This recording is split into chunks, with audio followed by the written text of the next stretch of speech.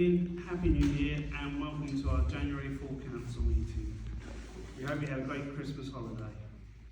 Our main focus tonight is on the budget for next year, as we have to set the precept and the remainder of this year, and that includes a motion about the disposal notice, which is now a budgetary confirmation.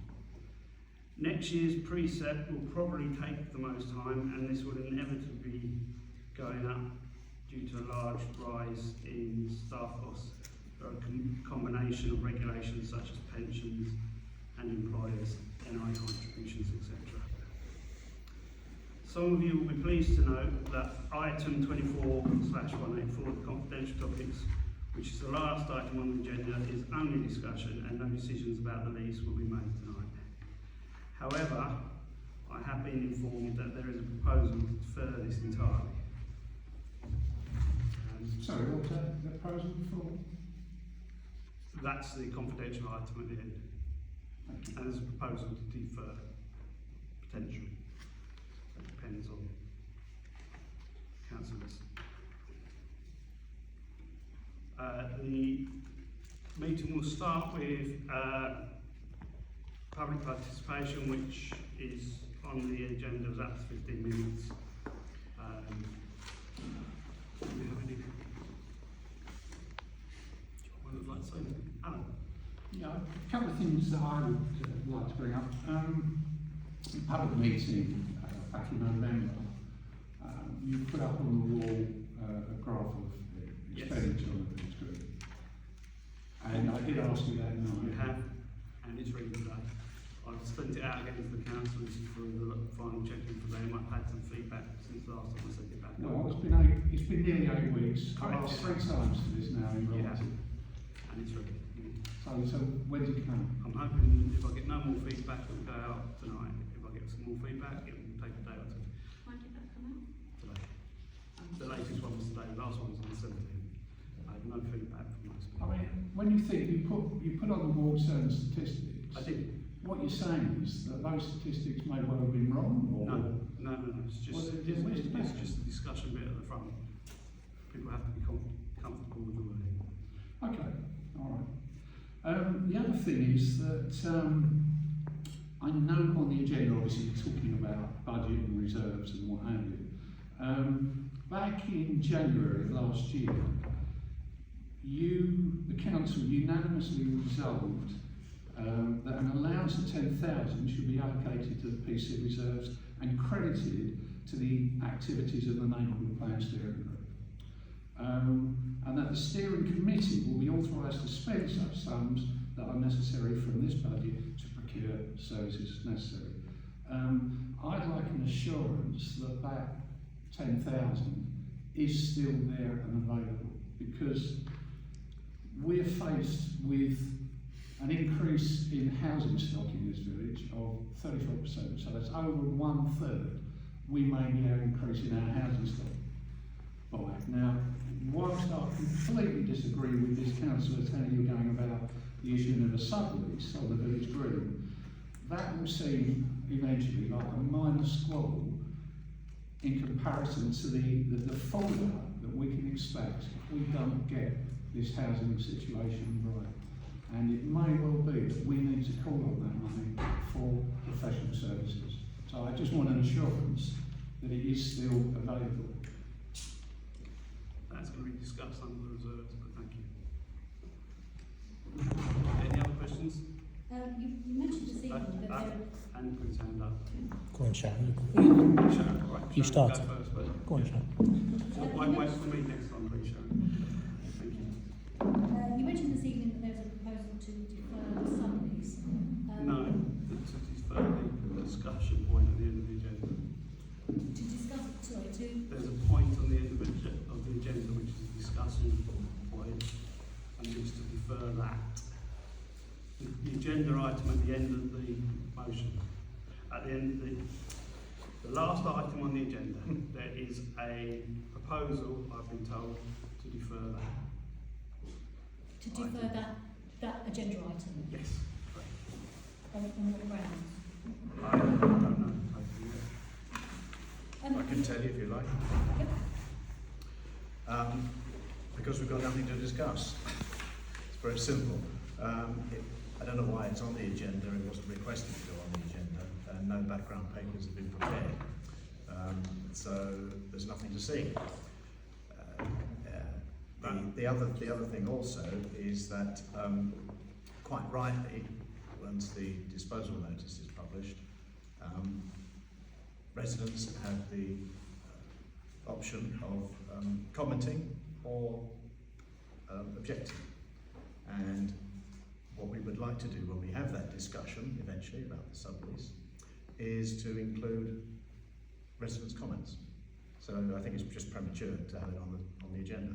So I'll be proposing that it's deferred on the basis that we need background papers. So that all relates to the sublease. Are there any plans to change the head lease? To make so that the both sublease and the head lease We haven't. are the same? To tell you the truth, we haven't even had a serious review of the sublease that's been presented so far. There is some conflict between. There is some conflict, yes, but we've not done anything about that yet. Right, okay, because either one or the other will have to change that they Yeah. correspond to each other. Yeah. Okay. But that'll all be a part of that discussion when we have it. But as I said, it's premature to have it. Yeah, Keith answered half of the conversation, but the other bit was, I think you'd mentioned there's going to be there was additional legal advice that was being sought in relation to the sublease. Is that now back and circulated with the rest of the councillors? We haven't had any, I don't think so, any additional advice on the sublease. When we do require additional advice, we'll ask for it and feed that back into that discussion, which I said is being deferred. But at the moment, it's stagnant at the moment. We're waiting for the disposal notice, basically, and that's for one reason or another hasn't been published. It should have been, but it hasn't been. So we want to get that done as quickly as possible. Once we've got the feedback from residents, we can put that in the pot along with looking at the sublease and deciding what further legal advice we can. As it is, legal advice is costing us a fortune. So therefore, I'm very reluctant to go to the lawyers unless we actually have specific questions where they can answer yes or no, and the chances of getting that a yes or no from a lawyer is pretty remote. So bear with us on that. Is all I can say. Don't want to spend any more money unless we have to. Anybody else? Martin. Thanks. At the end of August, maybe early September, a business plan was circulated to residents, or made available to residents, on the website, from a charity, with the various information in it. Councillor Arthurs, did you write that business plan? Did you write that? Charities? Yes. Good Lord, no. Thank you. It's nothing to do with me. Nothing to do, you didn't write any of it at all? No. Thank you. Can that be in minutes, please? Thanks.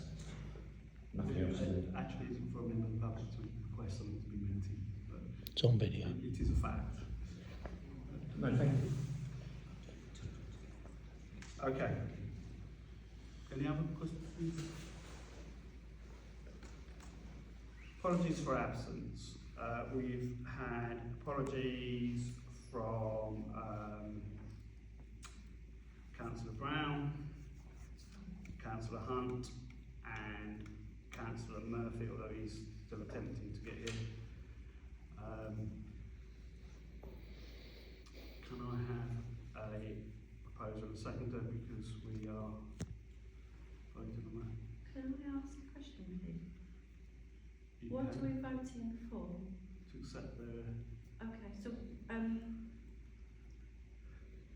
Do we know you know, why? what Why do are we have to- acceptable reasons to vote for then?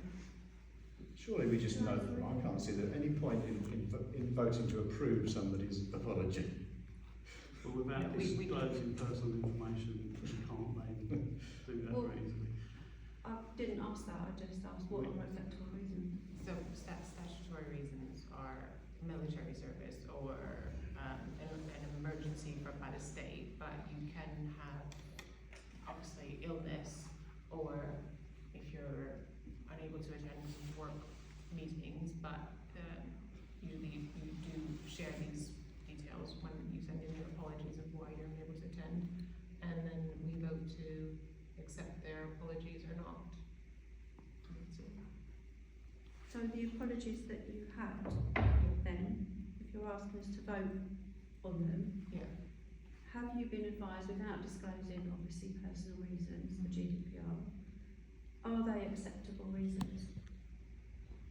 There, I would consider, I mean, being ill and not being able to attend, the reasons I've been given, I think they're acceptable, not statutory, but acceptable. Sorry. Oh, sorry, Keith, if you think that's funny, it's just that I didn't understand No, why. I don't think what you're saying is funny. I just think it's ridiculous that we have to vote to Yeah. accept somebody's apology, quite frankly. I suspect it has. That is There is a reason. It is what is I in the suspect it's got something to do with the abysmal Martin. attendance rates. Martin, please keep it quiet. It is what is in the Charles Arnold Baker for procedures in local council administration, so. So as far as I'm concerned, then, if the clerk confirms that the reasons are acceptable, then we can vote for them. Well, we have to vote anyway, so. Well, all right. Can I think Councillor Craig Yeah. proposed, can I have a second, please? All those in favour, can I have a show of hands, please? Carried unanimously. Okay, declarations of interest. Go around the table. Councillor Craig, Councillor Deadman, I'm an employee of St Mary's Primary School, and I'm the treasurer and secretary of St Mary's Church. Councillor Beadle, Councillor Artis, Councillor Webb. I have my standard declarations of interest, which are in the village green in particular, and also in the Scout Hut. But in the village green, it's because I'm a trustee of the HBO Sports and Community Club. I am the chair of the Youth Football Club. I'm a member of the Cricket Club Committee, and I'm the secretary of the Kung Fu Club. And being the secretary of the Kung Fu Club involves me in the village hall, but I don't think that's on, not the village hall, the Scout Hut, but I don't think that's on the agenda. Okay, the next item on the agenda is the minutes from the previous meeting held on the 10th, which was in the background papers. Do we have any comments, questions on that at all?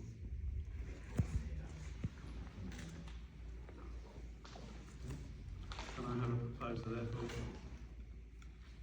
Thank you, Councillor Redmond, Councillor Stebbins, the second there. Can I have a show of hands, please?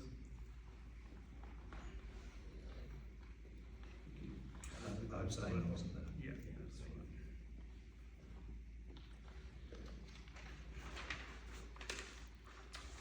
Right, Keith, do you want to make your proposal now? Yeah, sure. What is that for, sorry? For the confidential session? Yeah. We have to wait until you reach the confidential session to defer it. No, I don't. I I can raise a point of order, and I'm raising a point of order. So that point of order is 10.8, and because of the issues that I mentioned earlier, that there's absolutely nothing to discuss. I think what we'll do is we'll propose to defer it on the basis that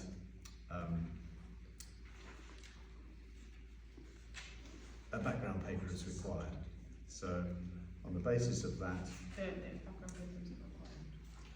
so therefore, on the basis of that, I propose the motion that a written report is required and hence the item be deferred until it's been prepared, till that written report has been prepared. So just to clear the decks, that's basically Can we it. not discuss what there is? Sorry? Why can't we discuss what there is? Well, I don't think there's anything to report. It's a fruitless discussion, to be honest. There's no background paper. No background paper has been prepared. We've not considered the subjects properly. It's a fruitless discussion, and also I don't think it's right to do it when we haven't had the feedback from the disposal. So I'm just proposing that it's deferred. Can I have a second for that? When was that? Okay. What one was that, Kate? The very last. The very last item. The very last, 184. Yeah.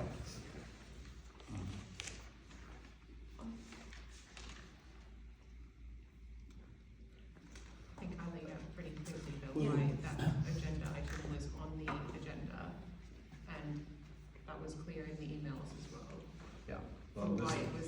like, it's a matter of opinion that it's fruitless and pointless, but it's on the agenda for a reason. Well, there's a proposal to withdraw it and to defer it. So If the that clerk as proper officer wants us to discuss some aspects, then I think, you know, she's proper officer, we should abide by what she suggests. fine. That's your opinion. Yeah. The proposal is to defer it. So there's a proposal myself. I'll second it. Seconding. Can I have a vote to defer that? Those in favour, please.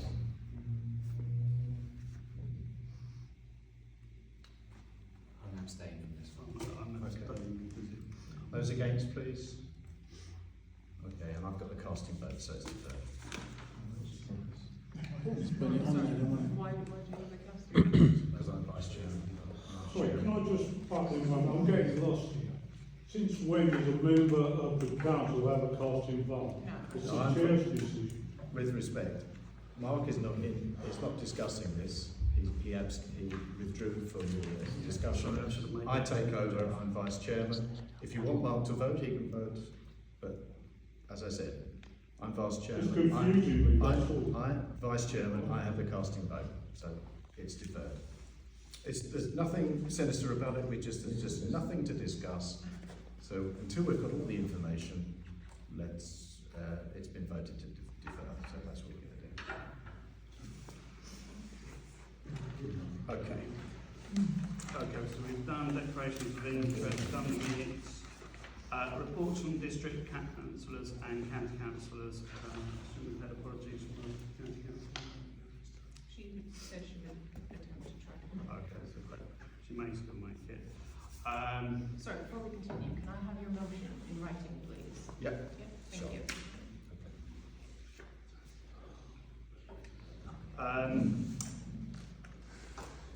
Yeah, mine's a quick bit. Neil's got the basics. Devolution and council reform.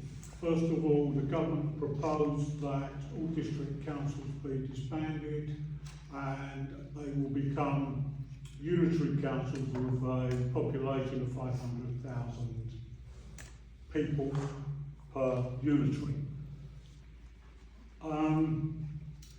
Districts have been put out of this, they're not allowed to vote. It will be as is, so to speak. Unitaries can vote, Essex County Council can vote. Our meeting was on the 8th of March. We are going to write into the government, but we did say we will join the discussions on this to see what we can get for our residents and our staff, because Hutchinson will disappear at some point within the next 3 years. There's also the election of a mayor, an Essex mayor, and Essex had a vote on the 10th of last Friday, 10th, yeah, I think it was 10th of January on this, and they have decided that we will have an elected Essex mayor.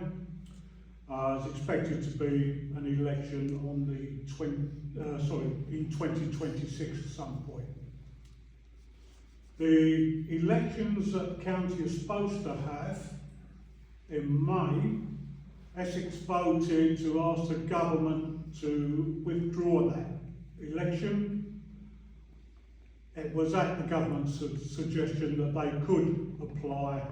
We have to wait to see if it's granted. But what that means is now taking everybody's vote away.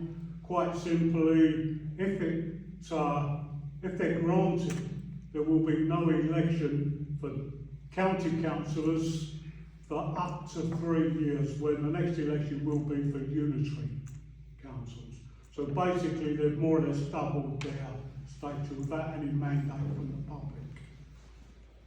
When unitary elections happen and a unitary council is formed, it's expected to be between 3 or 4 unitaries in Essex, which means that we, a likelihood but not guaranteed, will go with Epping and Harlow, but it could well be that they split groups up, so a district could be split.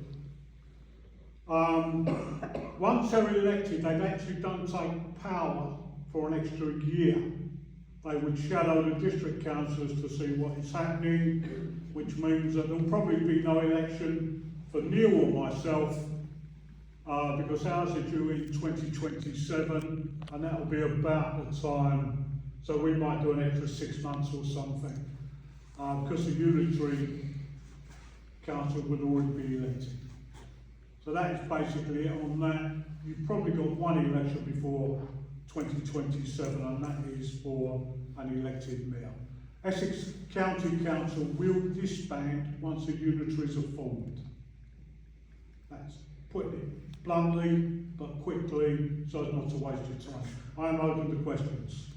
Will that affect parish councils in any way? In terms of It's not going to affect parish or town councils, no. Thank you. Well, You are carrying on with the local plan. sorry? You It are will not carrying affect the on. local plan. If the local plan goes ahead, which Neil's going to talk about, and is adopted, then the unitary will adopt that plan when it becomes a unitary. The only thing that's probably also going to affect you is council tax, because every district takes its own level of council tax. Essex is Uttlesford is the second cheapest in Essex, but that will need to be levelled out by the unitary. District councils can only raise theirs by 2.99%. Unitaries will be allowed to raise theirs by 4.99%, and that will probably vary between X districts until they get a levelling figure, which means that you are likely to pay more council tax at an increase of more than 2.99%. Sounds like this government. A way of getting more money. Well, to be fair, it was proposed by the Conservatives before they lost power. So us old pensioners lose again. Neil, please.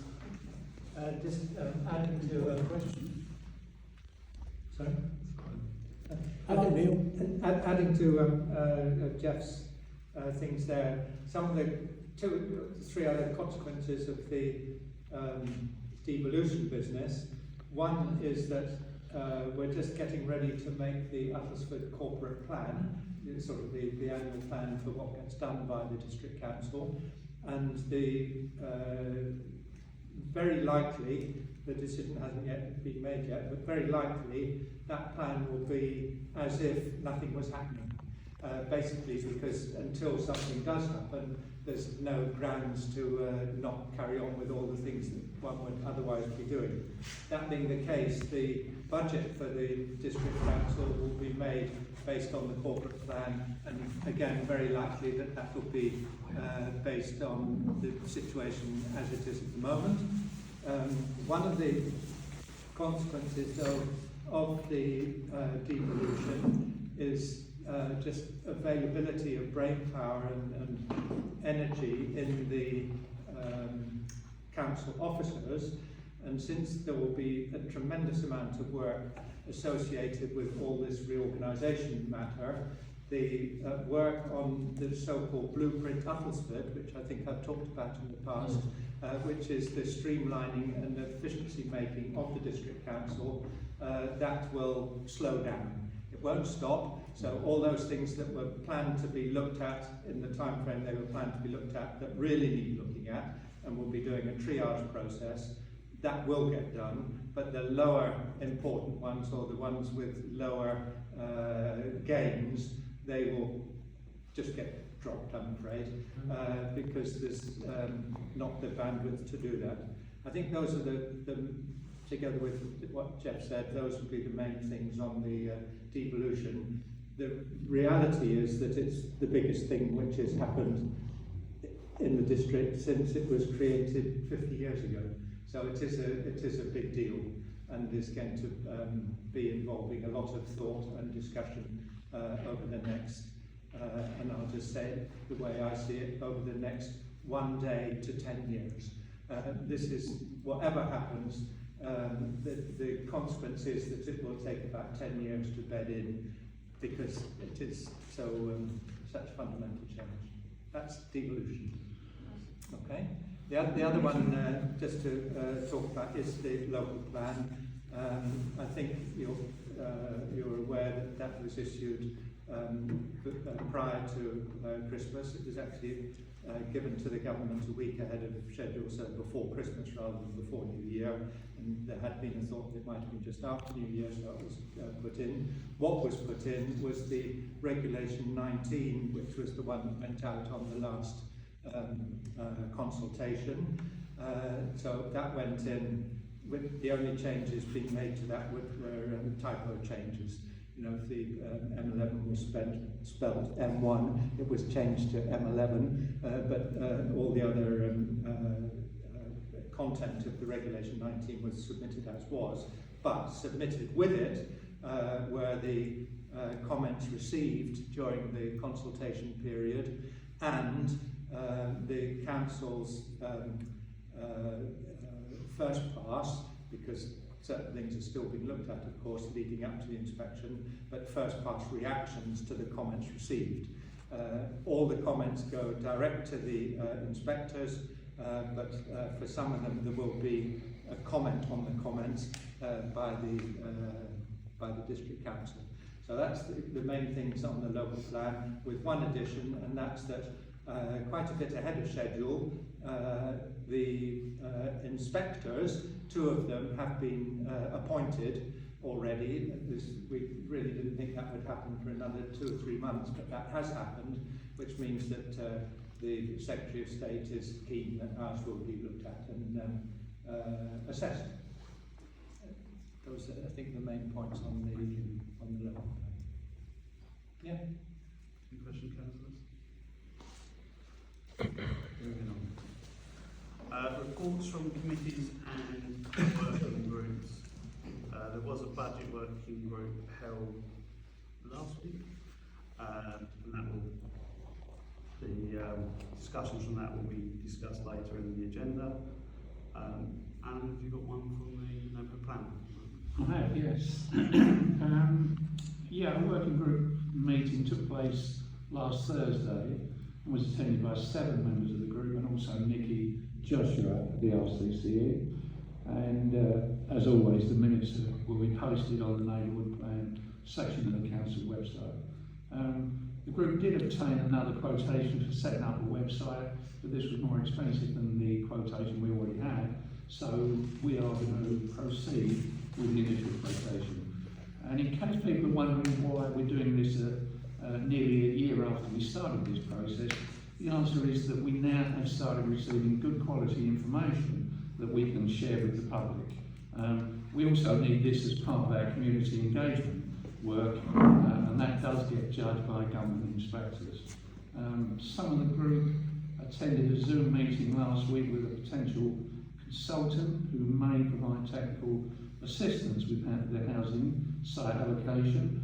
Obviously this will be the most emotive part of producing the plan, and we want to make sure we deliver a fair and balanced solution to finding sites for the 115 homes that we're tasked with providing in this parish. Without saying too much, we're hopeful that we will have a consultant in place by the end of this month. Once we have approval of our approved sites from districts, because we've got to send it to them to get them to approve it, we are proposing to hold a public survey probably sometime around mid-April. Landscape survey, which will also be an integral part of site application, has suffered a delay and will not now be available until late February. We should have had a draft by now. We hope this will not affect the completion of the plan, still programmed around the end of 2025, early 2026. And finally, we've now entered the preparation of the plan phase, and the next 4 months will be, in my opinion, the most critical time in producing an effective document that will serve us for the next 18 years. That's it. Thank you, Alan. Can I just ask, the technician guy, the person that you were looking to onboard, what is their responsibility? And how long for? They will look at all the sites. Right. The sites that we have had back as call for sites, we've got 8 of those. They will also look at proposed sites that we can see a benefit of using that hasn't necessarily come through with call for sites. Right. And we will get them to judge all of those sites, and it will bring into play obviously everything: services, reviews, Drainage. you know, all that type of yeah, stuff. everything, Yeah. everything. The most important point about that is that we can stand off and be as unbiased as we can, because I know that when that survey gets done in mid-April, people are going to be levelling at us. Well, you wanted that one, or you wanted that one, or whatever. And we're trying to make this, we act completely out of the picture. Unfortunately, it doesn't quite work like that, because they only propose sites. At the end of the day, the neighbourhood plan steering group and or the parish council have to make the final decision. But obviously it will be made on their recommendations. So that's the plan. Yeah, thank you. Thank you. Just what do you see the timescale for the decision making?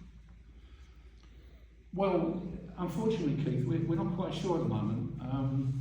Interestingly enough, today, or maybe I think it was today, we found out we had a Teams meeting with ACON last week.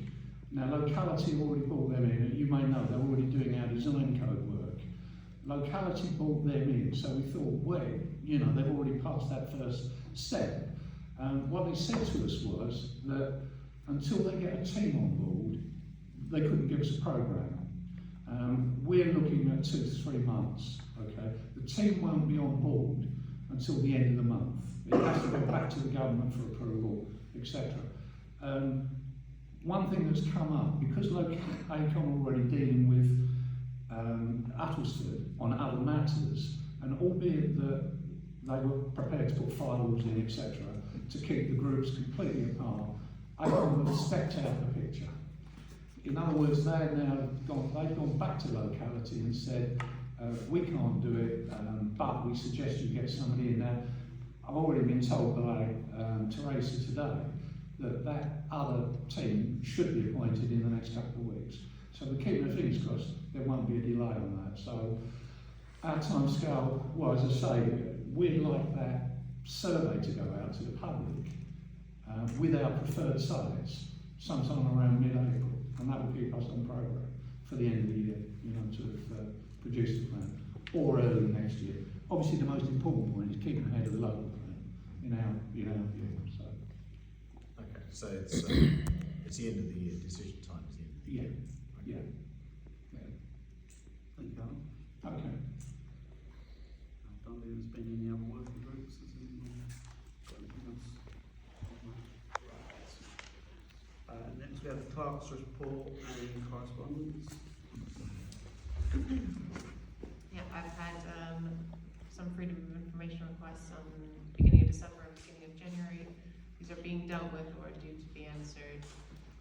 I also had some correspondence with the solicitors from Burkitt's at the beginning of December, which was what the discussion at the end of the agenda item was due to be discussed. There was also a parking consultation from Uttlesford, I believe, which is due to start soon regarding parking in Takeley and Little Canfield for their live parking problem. So details will be available on that on the website. Thank you, Teresa. Next we have planning. There are no new applications for the comment, and there are a list of 3 site applications which all got rejected. So I won't read them out now. Next on the agenda is Bush End. Chris, is there anything for you? Thank you, Mr. Chairman. I'm indebted to a man that appears in Green Hill in a nice Mercedes-Benz car. He puts his flat jacket on and he goes off and picks all the litter up. I don't know who he is. He's someone I've seen in the pub, but I don't know his name. So I'm indebted to him. How he walks up this main road, but he does. So well done to that. Ongoing potholes in the village, great Bush End, but full of holes. The 9 new properties that you now see just before you go over the railway line, or the old railway line, they're looking rather smart. I hope it doesn't encourage too many more. But that was part, I can't remember the name of the farm, but it certainly tidied up that corner. Bonington. That's it. Thank you, Chris. Highways matters. To consider any problems between our agenda and the meeting. I don't think there has been anything to come up. To receive an update on the vehicle activated speed sign on Dunmow Road. I went up and cleaned it, it hasn't made any difference. We've heard it works a bit better one way. Oh, does it? Yeah. Oh, okay. I went up there because I didn't know you cleaned it, so we went up there to clean it, because you hadn't been up there to clean it. And I noticed that it's still working as you go out of the village, Yeah. bizarrely. Can we turn it around? And as you come into the village, it does kind of try and light up. Does it? But it's not very clear. And yes, I wondered whether the brackets on it could be maybe switched. So I don't Turn it round? know. Yeah. Probably. Whether that might be worth trying. I'll come and give you a hand. Yeah, we could do that. The only thing with the sensor is that was a ladder job to actually get to the sensor, but the actual sign was all right. Yeah. But whether the sensor needs cleaning, I don't know. I am still endeavouring to find somebody. One of the people I wrote to for quotes said, "Oh yes, we can repair." And I know that we believe the Feathers Hill one to be totally kaput, but I was hoping they might be able to do something with that one. Right. But they haven't come back to me. So I'm still chasing that. There we are. It And may be like the rest of us lacking sunshine. Because it does work occasionally coming into the village, because obviously I come in a lot. It does coming in. Just suddenly flash up. No. It tells me, it sees you. It sees you, and so it does what you cleaning it. it did occur to me that maybe just one solar panel for 2 cameras might not be sufficient power, but obviously if I could get somebody to come and have a look, then it might be a simple fix, but we can see. But if we can turn it around, Well, that if might Ben's be. willing to We'll do it give me Friday a hand, afternoon, we'll Craig. do it, yeah. Thank you. Any other questions about that before we move on? No. Okay, the next matter is about the village green. I'm going to step out of the chair, but I won't step out of the room if Keith can chair this item. I think it's just a discussion point anyway. Is this a vehicle entrance? Yep. Well, I've prepared an outline report, which I think you've seen. There's nothing to discuss. I'm quite happy for that report to be appended to the minutes for the public consumption. The short of it is, we've had a series of drawings from an independent engineer, and I've been discussing those drawings with the engineer, and we are expecting final versions of those drawings either this week or the beginning of next week, which will then enable us to continue our discussions with highways. It's a long process, and the reason it's a long process, or one of the reasons it's a long process, is that the drawings prepared by the previous council, it turns out, were unacceptable to highways, so we've had to modify the design drawings. Can I ask a question? So you said that the drawings prepared by the previous council were unacceptable to highways. So at what point did we know they were unacceptable to highways? Did we not get that confirmation before the work was started? The area that is not acceptable to highways is the area that bounds the highway. It's not our bit. Right, okay. So we started our bit without knowing whether we were going to get the rest of it done? No, we'll always get the rest of it done. It's a case of complying with highways requirements. Would it not have been sensible to have got that first then? It was part of the tender process and part of the contractor's obligations, and the information that was given to the contractor at tender stage was all the information that we had procured, and also the design drawings from the previous council. But those drawings hadn't got signed off for highways? No, they got planning permission. So they've got planning permission, but they're not signed off for highways as being acceptable. No, that's part of the contract responsibilities of the contractor to get approved. Right, okay. So presumably then, if there's any cost, if the contractor didn't get the correct documentation, they're going to foot that bill, are they? We wait to see. Do we know how much more it's likely to be? Not at this moment because we haven't got final approval. As soon as we get final approval, basically it just revolves around the radius to be turned into the crossover into the village green. I mean, forgive the questions because obviously I wasn't a councillor No, when it's this fine, it's fine. documentation was being discussed. Yeah, it's fine. I'm just struggling to understand why we would start and lay a concrete slab, not knowing or not having highways confirmation that all was in order to finish it Well, off. there's two sides to there's two elements to the tender and two elements to the construction. The first element is the works that have been carried out, which is on our land. That doesn't require highways approval. The area between what we have constructed and the boundary of the asphalt on the highway is what needs to be approved by highways. I understand. So therefore, there's no problem in doing what we've done, in constructing what we have constructed. The difference is getting highways to approve the area from the boundary of the highway, which is actually the edge of the ditch, to the asphalt itself. And there's a number of things which they require. They require a larger radius than the 4.2 metres, which is shown on the original drawing. They now require 6 metres. It doesn't involve much more concrete construction, but there is some. So they moved the goalpost then? Essex. They moved the goalpost then? Have they moved the They goalposts, or must did we have not done. get it all They properly must have done. sorted in the first place? I guess it's less about the first place, it's now about what we do moving Yeah, Yeah. they must have moved the goalpost. 'Cause I remember helping Ian on the green, and he said the only reason that, the problem with the entrance was the pipes underneath, which and that would have been Thames Water didn't like it. Well, that was Or whoever it was.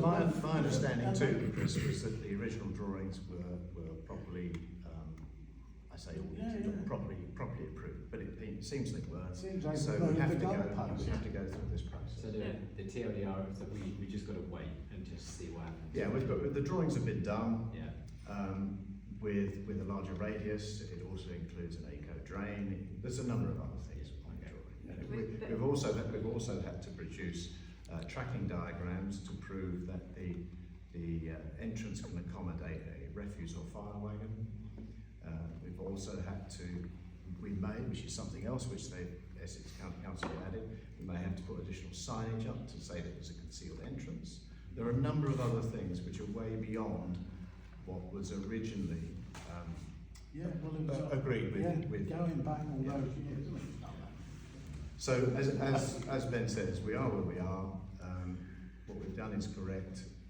What we hope to get approval from highways. Sure. Obviously, the main question then is how much more is this going to cost us, bearing in mind our budgets? Yeah, absolutely. We have, if you remember, I think we approved 30,000. We haven't spent 30,000 yet, so hopefully there's money in the budget. Thank you. I guess that what entrance was originally a field entrance, wasn't it? I don't remember. I should know it, but well, It was a temporary entrance. but it worked. Yeah. Okay. Sorry, Keith. So, who's coming to see it? Is someone coming to see it? No. To sign it off, or No. next steps? It'll all be done. I have a Teams meeting with Essex Highways and the engineer to hopefully resolve the remaining items on their spreadsheet list of things that we need to do to get it approved. So, how many things have they got? We've got satisfied. Many? Well, there's about 25 items on the spreadsheet. Yeah. We've approved. I mean, it's top of the head. I haven't looked at it for a few months, but the spreadsheet that is. I think we've done all but 7 or 8, 6 6, 7 or 8 of them. And as I said, a couple of those are possible additional signage, road signage, the radius of the turns, the tracking details, and the sight lines. Okay. And Thank you. they're all the new drawings which are going to go to Essex. Thank you for that. As I say, I obviously wasn't part of the council when this all began. I'm conscious that at the moment it needs to be a big concrete slab with a white elephant, so until we can get that done, so thank you for that. Well, it's certainly not a white elephant. No, but at the moment we can't use it because it's illegal, right?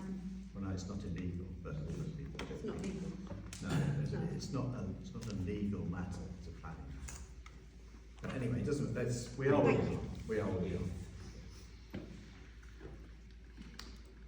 Right, the recreation ground. First thing is to receive the monthly playground equipment check from Councillor Beadle, and as he's here to ask him if there's any necessary actions.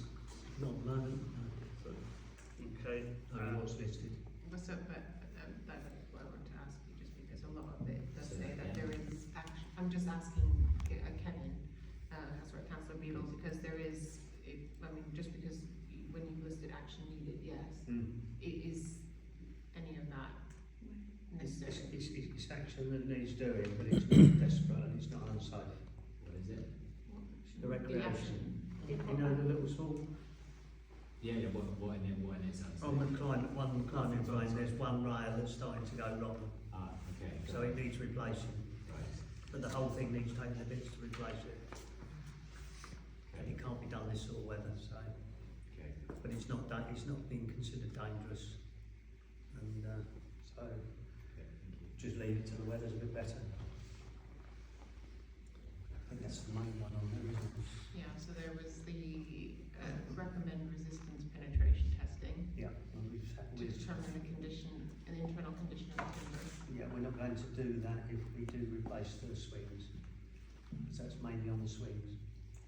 Yeah, So if we replace the equipment next year, then I think by the time we do another report, that will still be there. yeah, And then to tighten and repair various bolts. yeah.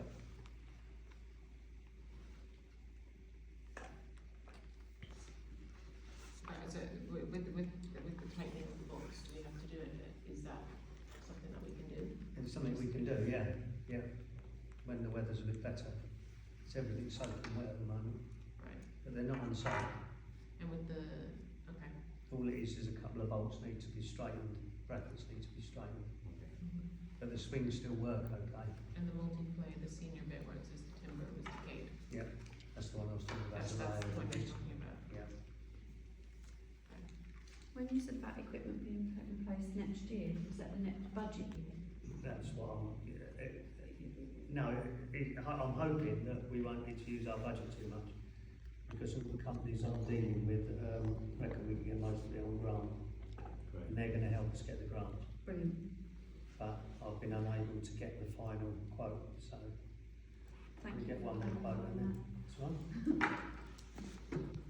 Thank you. Thank you, Kevin.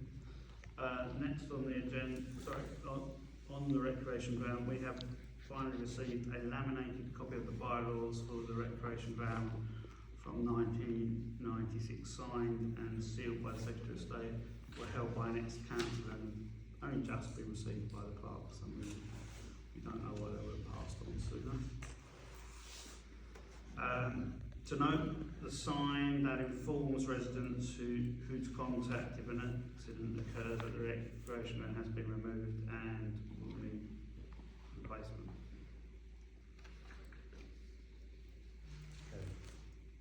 Removed? Maybe it fell off or not. Yeah, it's gone. It's gone. Oh, it's gone. It's gone. Somebody. Don't know the answer. What sort of replacement? Is it just printed, laminated and put up on the post, or does it have to be a more permanent type thing? I think ideally it should be something that's permanent in place, so that if there is an accident, people know who to contact. And as we own the recreation ground, we should have something there that stipulates who to contact in case of an accident. pounds going again, one on each end, because we could do with getting another sign for the other end. We've only got the sign one end, so I'll look into that. And get the apostrophe in the right place, please.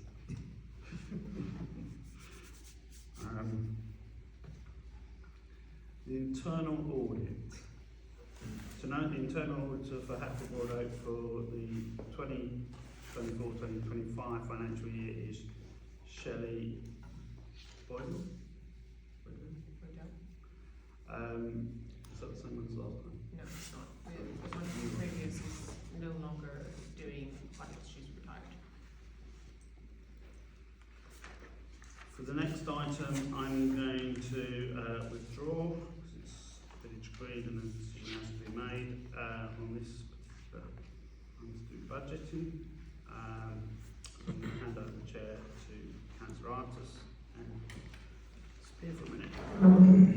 Okay, thank you. There's two items here, but I'd like to deal with this, combine the two and just deal with this with a couple of motions, which I hope will be necessary to approve and move forward. I was not at the December meeting. However, it was voted at the 2nd of December meeting that indeed the council should proceed and publish the disposal notice subject to legal advice. Well, legal advice was obtained on the wording of the disposal notice, and a draft was issued to be sent to the newspapers. For one reason or another, this was not done and still hasn't been done. Therefore, whilst the notice has been posted on the parish council notice board and the PC's website, the legal requirement is that it be published in the local press. Therefore, to finally get this notice published, as is council policy, there is a motion which I propose before you, which is that this council authorises the clerk to immediately pay for the insertion in the Dunmo broadcast for 2 weeks commencing next week for a cost of approximately £900 to £1,000. I defer to the clerk to tell us exactly how much it is, by whatever means and staged according to our banking facilities as necessary. The reason for that wording is purely and simply because some of it might be done by back, some of it might be done by credit card. I'll leave that to the clerk to decide. And basically that no further delay to the publication is to be delayed. We've messed around with this for well over a month and we just need to get it done. So that's the first motion. So I'll just read it again. This council authorises the clerk to immediately pay for the insertion of the Dunmo broadcast for 2 weeks commencing next week for a cost of approximately £900 to £1,000 by whatever means and staged according to our banking facilities as necessary. No further delay to the publication is to be made. I propose it, and I believe council. Can I ask questions, You can. Well, I want to ask questions before we vote on it. No, you're not. We're not voting on it yet. I'm just taking a seconder. So the proposal is by me. The seconder, I understand, is council. Yeah, I'll second it. Okay, right. Yes. Any questions? Yeah, so by whatever means, I'm not happy with that wording personally, and that's what I recommend, is that by whatever means is not included in that motion, because it has to follow council procedure. Yeah, I'm happy with whatever you're happy with. I'm happy with. It's just to staged according to our banking facilities. The reason for saying whatever means is because it might be credit card, might be bank. Well, the credit card has a limit on it, so that's not possible for that amount, so it will only be by bank transfer. Can I ask a question? Sorry, can I just clarify something? What is the cost then? The cost, well, the credit card has a limit of £500 on it, which I explained earlier. Yeah. And the cost of the Dunmo broadcast is £946.92 for 2 weeks, plus VAT. Okay, so just for the technicalities then, I understand that you can pay for it this evening. And no, I cannot pay £946 this evening, no. On the credit card. Yeah, I can pay for 1 week. Right. I cannot pay for 2 weeks. Okay, so perhaps that further includes by whatever means. So are we saying that you're going to pay for 1 week this week and then? Well, we've said it's commencing next week. Yes. So it can be by bank transfer any time this week if the council approves the Okay, motion. so my understanding, and I haven't been involved in this, because I've been discussing it with the chairman, is that you can pay for one insertion this week, tonight, to get it in this week's publication. That's my understanding. If they have the template ready, I'm not aware if they have that ready. Well, I've been led astray then, because I was under the impression from the chairman Well, the motion. that if we voted on it this evening, you could pay for it this evening, because they already had the copy. Yes, but your motion says for 2 weeks commencing next week, Yes. which is next week. So it wouldn't be going in tomorrow night anyways, tomorrow. If your motion's saying next week, why are we discussing Oh, something sorry. to go in tomorrow? Maybe that's my mistake. It's going in this week, commencing this week. I apologise for that. I wrote this last week. Okay, so can we get it in? Let's get to the practicalities. Can we get it in this week's paper if you pay this evening? Can I ask some questions, please? Yes, you can, please. Just can you hold on a minute until we've just resolved this issue? I can pay for it this evening, but Yeah, I so have maybe not the no Yeah. confirmation that it will definitely be in tomorrow's paper. Yeah. So this is why I'm saying it's better if it goes in next week and it's some Well, bank let's- transfer. What's the rush? It's just a case of getting it done. Why? One day, a couple of days is not. Right, so that's a week, and then we further delay the response date, which then does not give us any time to discuss any responses at the next council meeting. If it goes in next week, it will be in for the 23rd till the 30th, 30th till the 6th. And then our council meeting is on the 11th of January. Yeah. February, sorry. Yeah, Yeah. February. So we will have a So, response. yeah, we'll have, So somebody's got to compile all the responses. Let's, again, as I said, this was written on the basis of what I understood from the chairman. So, if it goes in this week, the closing date is 2 weeks. So that's, it goes in on the 15th. So the closing date is 2 weeks, it's the 29th. as I said, I cannot give you absolute assurances. They've said that the deadline to pay is by midnight on Tuesday. However, It depends what they've already got lined up from other people that have already paid, if there's space, presumably. No, I fully understand that. It's just I'm dealing with What what I was is the told. rush, Keith? What does it matter if it's another week or maybe we don't discuss it till March? It's just my own opinion that we should have done it in December. We didn't do it in December for one reason or another, which is not worth going into. It's been delayed and delayed. I just want to get it done. Can you just clarify for me then? Yes, sir. The notice that I've seen and the wording of the motions back in May and in the EGM in September, both of those, the notice was referred to disposal by way of sublease. Yeah. And that wording has been removed. Yes. Who removed the word sublease? We did. We being? The heads of towns working group. And the reason we've done that is let me, can I ask? Well, the reason we did it is purely and simple, as the chairman of the working group, you can ask me. The reason we did that is purely and simply because suggestions have been made by the public that one option is the surrender of the lease.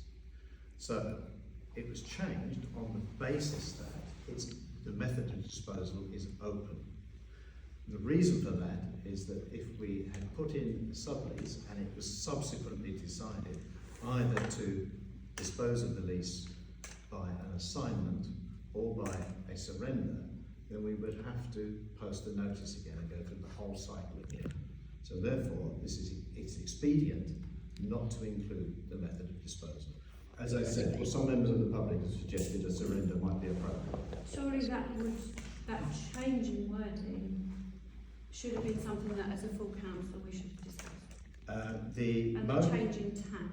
The motion says that the wording shall be agreed with the lawyers. And that's what we've agreed with the lawyers. Up until now, it's all been about sublease. But what Keith has just said is that the working group, which is you and Kelly and Denise, have said that it might not be right away of sublease. No, we haven't said that. We have just removed the fact that But you just said it might be an assignment. I said it could possibly be. We have not made that decision. So possibly might, we're talking. Yeah, but we haven't made that decision.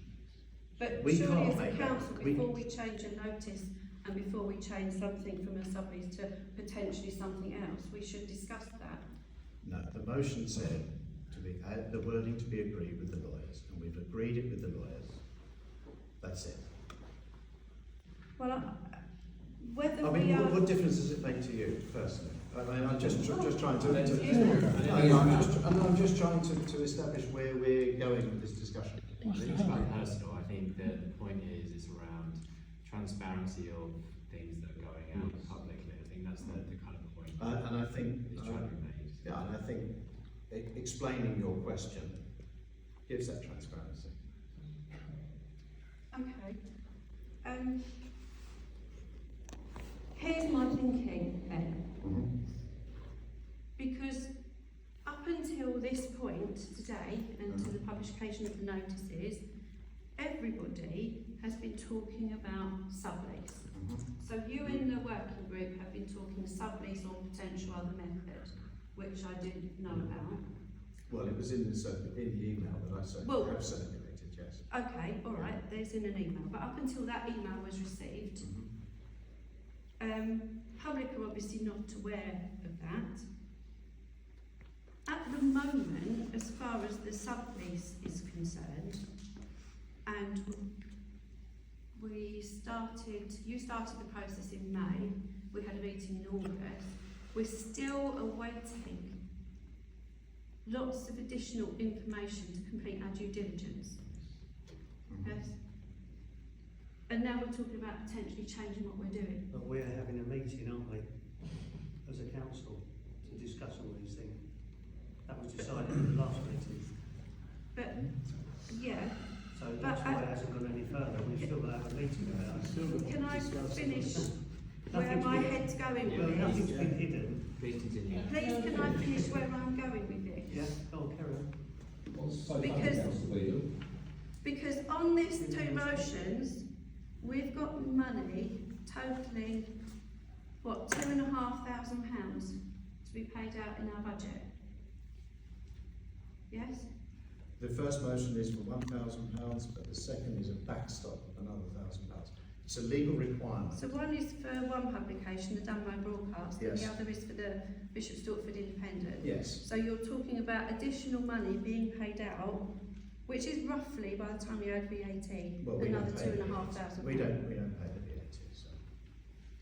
Well, the Dunmo Broadcast wants us to pay VAT. Right? No, but we get it back. Well, yeah, we do, but obviously there's a time lag on that, right? True. Yeah. And we know we've got budgetary implications about spending any sort of money, yes? And at the moment, we haven't got all of the information that regarding the disposal of the village green, have we?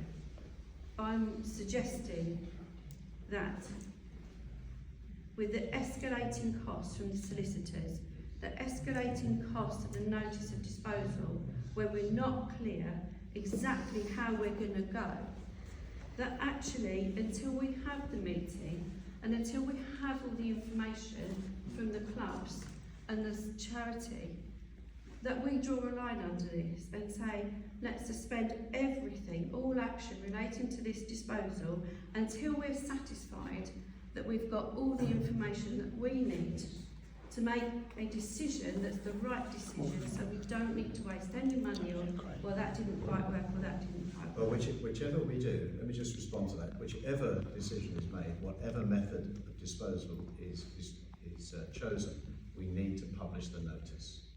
Why now? We just need to publish a notice, regardless of which method we choose. It needs to be in both publications. Sorry? Does it have to be in both publications? No. Let's just deal with the one publication first.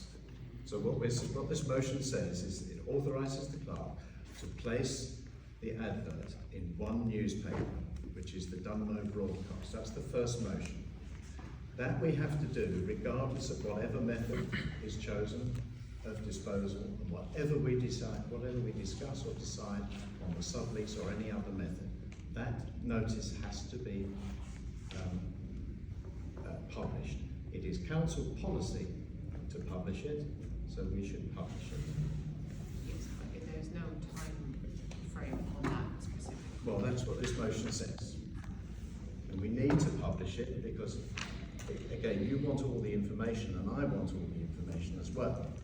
But we don't have the information from the public in terms of their formal comments on the disposal. But we have the comments that were made at the informal meeting, but we don't have the formal comments, whether it be objections or whatever, from the members of the public, which we need to have legally, and we need under the Local Government Act to have considered those. So until we've got that information, we can't consider anything. Yes, but do you think that before that, all the councillors should be aware of what the council are potentially deciding? Yes. Yes. I don't see any reason why not. Well, I can't see the rush. And what happens is, it doesn't get disposed of. Exactly. Excuse me, this is a council discussion. But That's what we're talking about. That's exactly what we're discussing. No, it's not for the public to discuss. No, This is for us to discuss. until we get all the information that we've requested from the sports pub and the sports pubs and the charity, how as a council are we sure that we are going to dispose of it in whatever manner? So Well, how as a council can we be sure that this will be £2,500 It's not of resident money It's not well spent? £2,500. But if it's, so for instance, if it is a surrender or an assignment, so if it's a surrender, then the business plan is the responsibility of the landlord, not us. No, I understand. So therefore, the thing that we have to do is get the disposal notice published. Things don't have to follow one after another, they can run in parallel. But the point is that if they're run in parallel, we're in danger of spending this money on the notices, and we might get through eventually this information that we've requested, and we might say, actually, do you know what, it's a non-runner having seen that. So surely it would be better to wait for that information and go through it and think, actually, do you know, this is a good idea, that's fine, that stacks up, yes, let's put the notice in at that point. Okay, And well, that way, you know, we've got Let's have a vote on. Okay, I hear what you're saying. abstaining. Let's have the vote then. The council, I suggest we move to the vote. We've had our discussion. We had Can I one more propose a counter discussion. motion at this stage then, please? Well, you can propose an amendment to the motion. Okay, right? I propose what I want to say.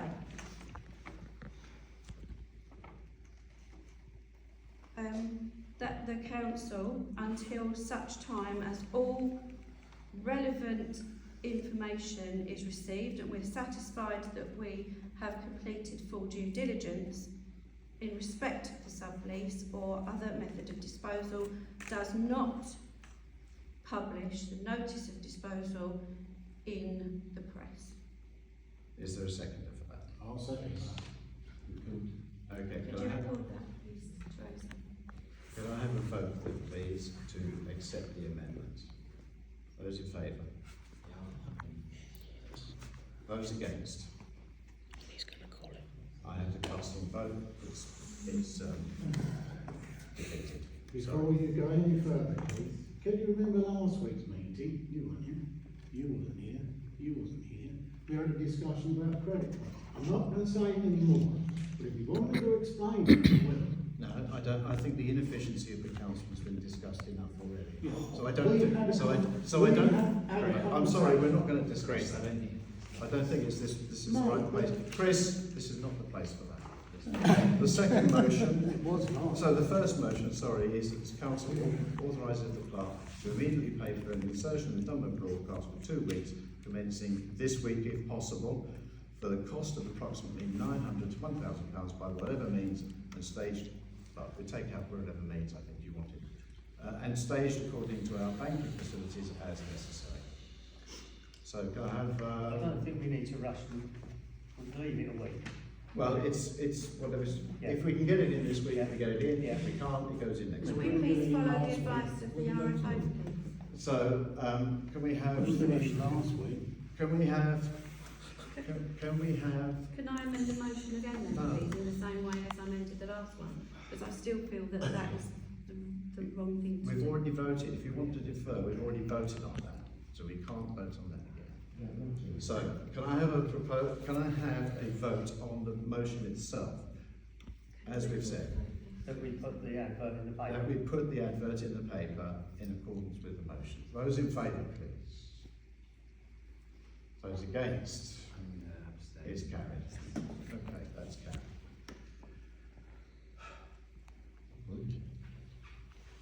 Okay. The second motion is purely a backstop, because we don't know as yet. The original proposal was to put it in both newspapers. As Perry has already said, it's expensive to do so. We need to take some advice as to whether we need to publish it in 2 papers because of the circulation of the papers in relation to the villages. So we don't know the answer to that, but this is purely a backstop. So this council authorises a further £1,000 to be allocated from the budget to publish in the Bishop Stortford Independent if, after investigation by the Heads of Terms Working Group, it is found necessary to publish in both.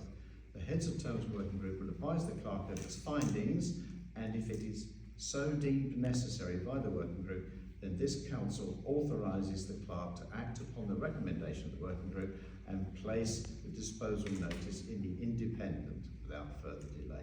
It's purely a backstop. Where are you investigating this at 2 weeks? Well, I will take advice from the NALC, and I may take advice from the lawyers. I would be interested to see the advice. Yeah, In absolutely. In its entirety, not a copy and paste of it. No problem with that at all. It would be my recommendation. I don't see why I cannot see this myself as clerk. Well, let's work together. Well, I mean, I would be happy to Thank you, if that Teresa. can be achieved. Okay, good. Let's work together on that. So, can I have a vote on that then? Those in favour, Wait, can I please. ask another question? Yeah, sure. From where in the budget is this coming from? Certainly, Just to confirm that the working group decides whether to spend this cash, not going back to No, the parish council. that's. no, we just make the recommendation. But I don't think the working group can make a recommendation to the clerk. The working group can make a recommendation to the council. Yeah. Yeah, and then So you'll have to bring it back to full council. Exactly, yeah. Yes. You're not recommending. yeah, I'm happy, or a special meeting. I'm happy to do. Yeah. Yeah. The budget for this expenditure is going to be discussed later, as our chairman has said. However, funds are available to cover it. We have some money, not much left in our communication cost centre, and our recreation equipment budget also has some spare money in it, and any residual will have to come from reserves. So that will be discussed later.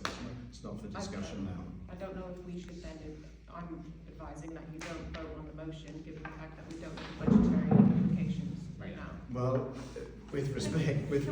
Can we defer this motion until we know if it's necessary or not? Okay, I'm happy. Yeah. I'm happy with that. Because we can just call another meeting if we just Yep. a special meeting. Because you're saying we don't know if that's necessary or No, not. I it would was a suggest that backstop we- to try and eliminate having meeting after meeting on this. Okay, I propose to defer. Yeah, I'm happy with that. Yeah, okay. I'm happy with that. I'll withdraw it, so Okay. Withdraw it. I'm happy with that. Okay.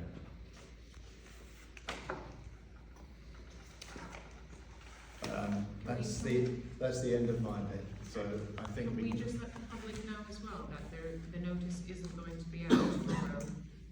Because I just don't think that it's possible in the Dublin broadcast to have that out, and I think they are still anticipating that both papers are going to be receiving the public notice, and that they'll be in public notice tomorrow. first of all, you're going to pay them tonight. Please. I will try. Can we try to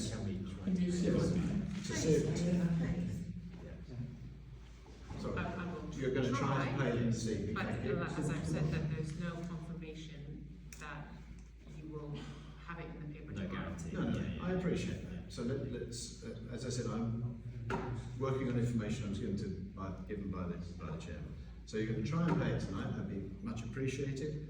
And if it can go in tomorrow, it can go in, and you will advise everybody accordingly. Sure. Should I get Mark? Yes, please. Thank you.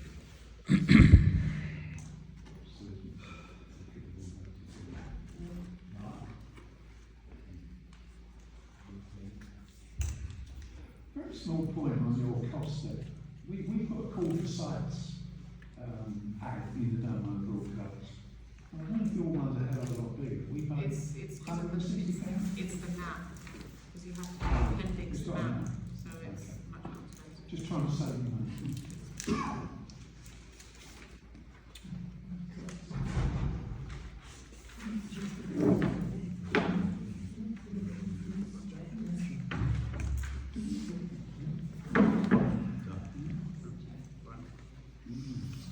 Budget and precept. You've all had revised budgets that round. If you just bear with me, I want to give some background to the public.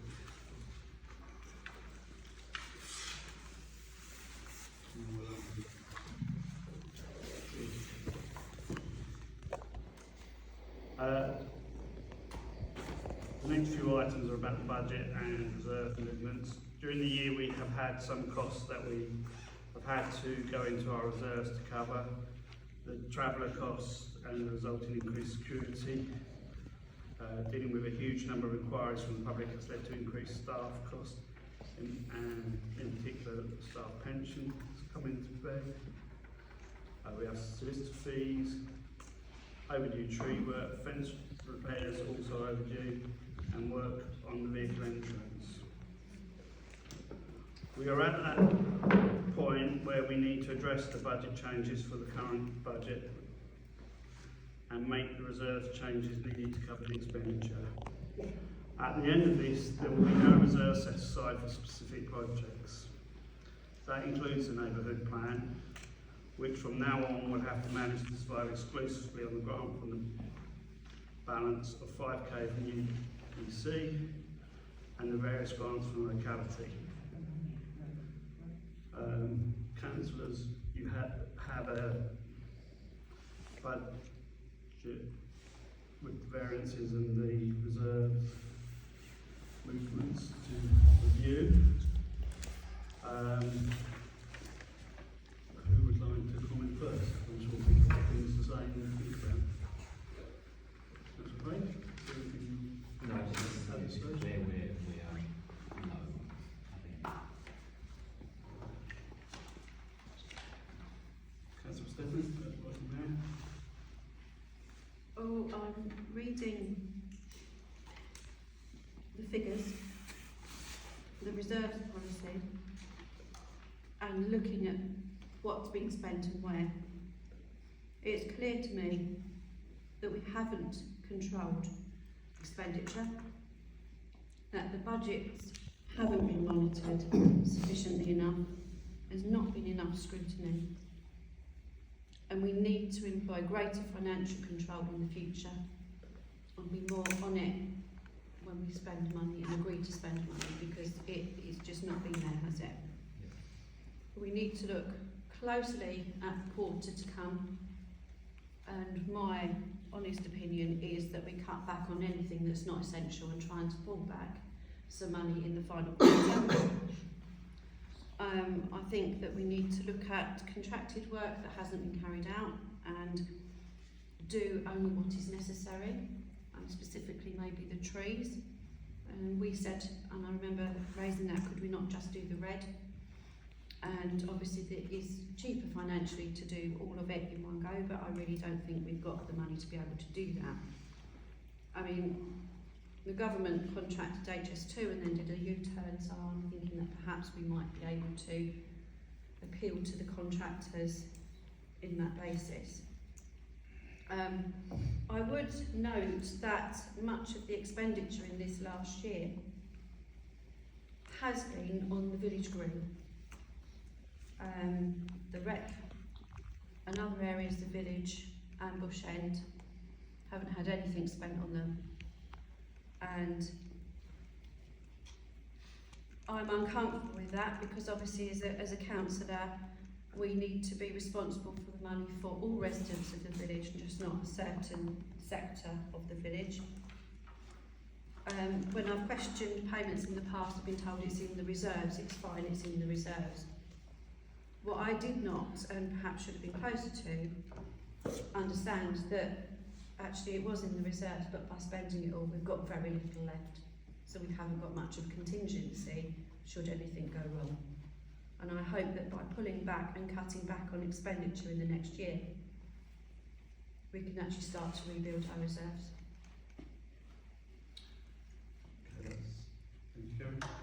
I'd just like to say we need to buy some new defibrillator pads, and there's some grant money there, and I'd like to replenish our stock. We need 6 new pads, and we need them urgently. And how much are we? £800 if we buy the bleed kits as well, but we don't need the bleed kits at this stage. So we're probably looking at about £300, I believe. Okay. I believe there's 400 left in the grant budget. So we'll make that amendment during this process so people are happy we'll include that, but we'll carry on going round. So we can make a note of that we're looking to use the remaining 400 from the grant budget towards the defib pads for the village. Okay, how many pads do we have right now, presently? None. None that are in date, or just none at all? Luke's got some, no, I haven't got any. So how many does the village have None. spare? But they're now in any of the defibs. Yeah, they've all got pads in them. Oh, okay. But if you went out and used the defib tonight, there wouldn't be one. Okay, so it's boring. But do we need to have a stock in reserve? Well, if someone goes If and the uses defib goes, Yeah. the defib generally just turn it goes on. with the casualty, right? That's it. So when it comes back, we can order from BHF or wherever, and it comes through and we can do it there. Yeah, but then you're not going to have any pads. At one stage, we used three sets of pads one weekend. Me and Luke. Oh. The village green went out twice, and Hammond's Road went out once. It just seems to happen spells like that. So if that was to happen now, we'd be in trouble. So we need to get some more. I'll come to church. But I'm ordering enough because we want enough for the church as well. So. Right. Carry on going round, Councillor Artis.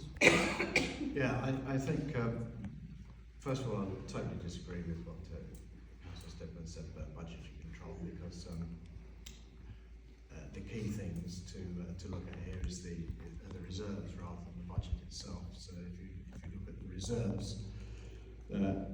the reserves have been built up over a number of years because money which was supposed to be spent on various things has just not been spent, whether it be maintenance of the green or other items.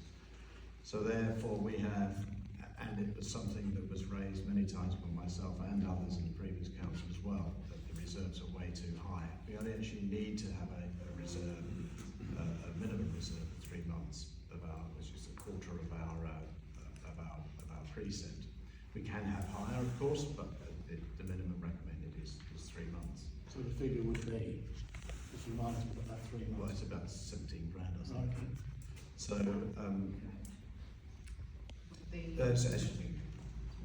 Sorry, I was just, I wasn't clear Carry what the actual minimum figure was. Kerry, please don't interrupt on the council. So the key, as I said, so the key thing here is to consider the reserves policy first, and as you can see, the reserves that are in the schedule that was issued show how the reserves. It's proposed that the reserves be changed, which leaves us with a reserve, a general reserve of 17,213, which is just above the minimum requirements. And if the disposal of the village green goes ahead, then the contingency, if that's what you want to call it, our potential liability for any increased costs just disappears. There's very little possible extra liability. So 17,000 would be more than adequate for a council of our size. So if you take those reserves and you put them back into the budget, which was circulated, I think it's £71,390 is taken from the reserves and put back into the budget. The budget actually shows about a £2,000 surplus.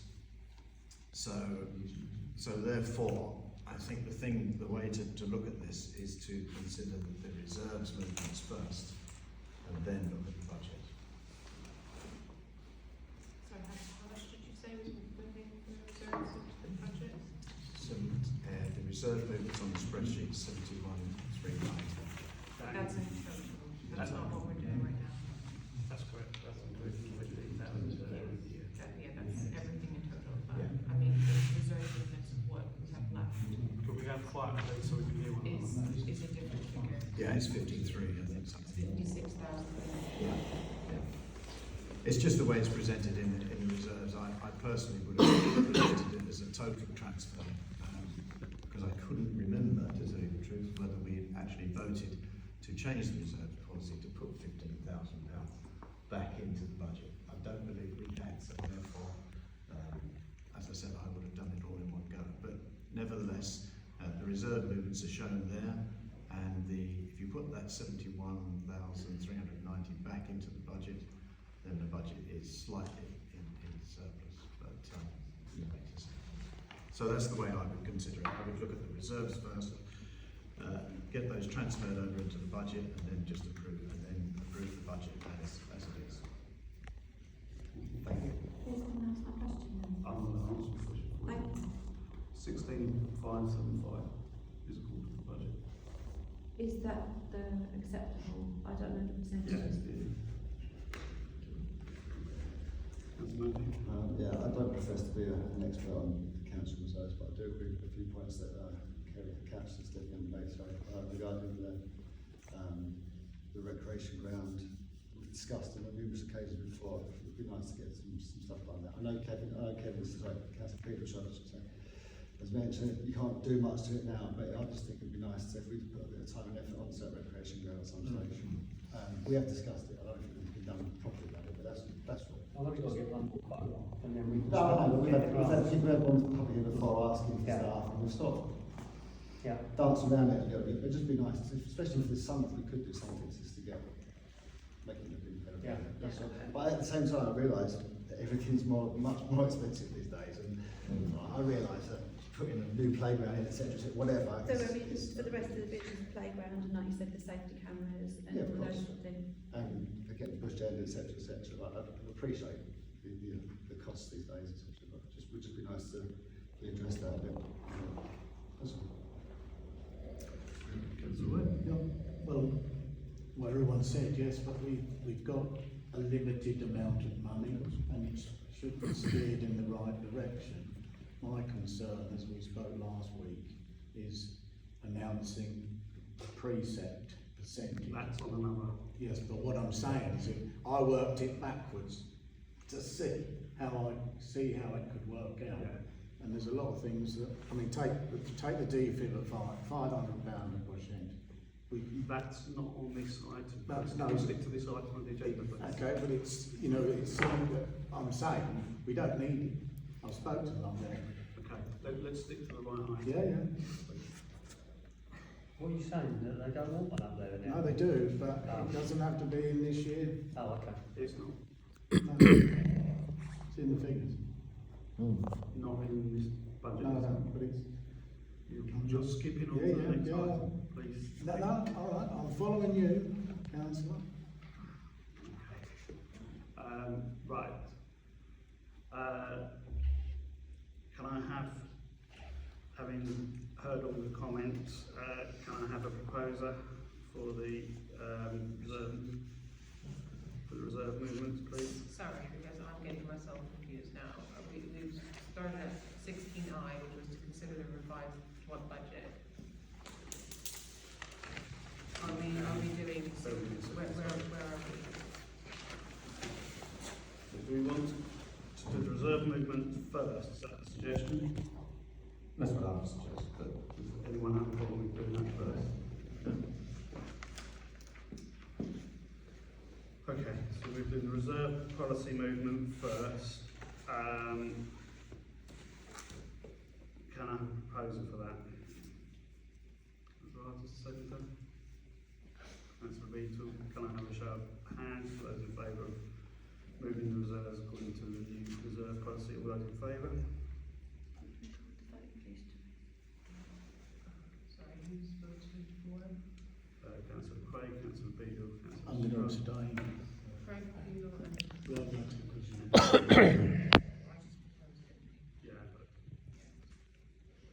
Councillor Webber's abstained, Councillor Stedman voting against. Okay, we have to consider the revised budget to the variable movements for the revised budget. I think that's actually one item really. Yeah, so I propose that we vote for that in one go. If there are any other comments at this stage, with the exception that we're going to move, it's been suggested that we move some of the grant money towards paying for the pads. I would, before we vote on, try and see what else we can cut back in the final quarter, and maybe amend that budget. Okay, that's a possibility, but it's not something we have. It's not in front of me now, so. We haven't got any proposals put in front of us. Okay. Can I have a proposal for the revised budget and variables with the change that money for the DPIPs? I'd certainly second the budget. I don't see why we have to approve the variables, but because it is what you have to do. You have to approve any change. If you're taking money out of one budget heading and putting it into another budget heading, you do have to approve that full council, and you should specify specifically which budget. in that case, I'm happy to do both. I think it would be easier for record keeping if you do it separately rather than in one go right now.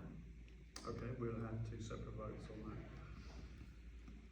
Okay, to consider the revised budget, a proposal of Councillor Artis, can I have a second? Councillor Beadle, I think. Councillor Beadle, can I have a show of hands, all those in favour of the revised budget, please raise your hand.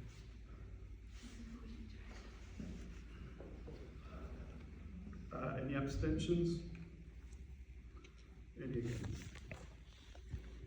Okay, and the next part of this is to consider the environments for the revised budget 2024-25. Can I have a proposal again? Yeah, well, Kevin, I'll second it. Okay. Can I have a show of hands for those in favour? Abstentions? Against?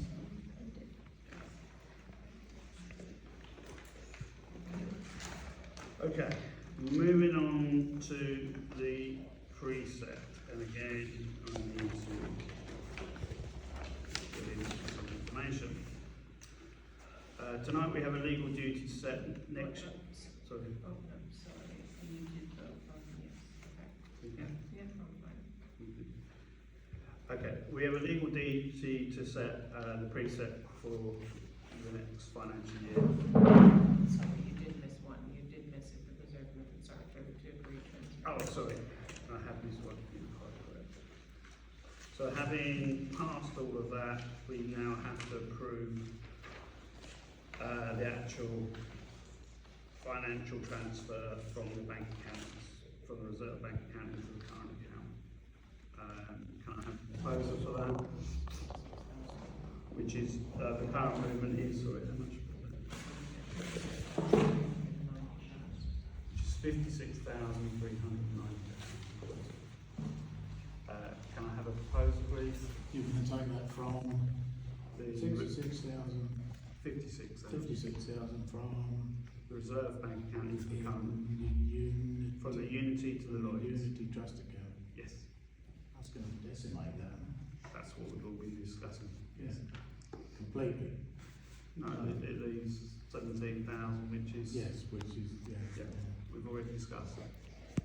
We discussed a lot last week. Okay, it's a vote time now. Seems that it was important, yeah, with you. This is what we discussed last week. Right, can I ask for a proposal for that bank transfer?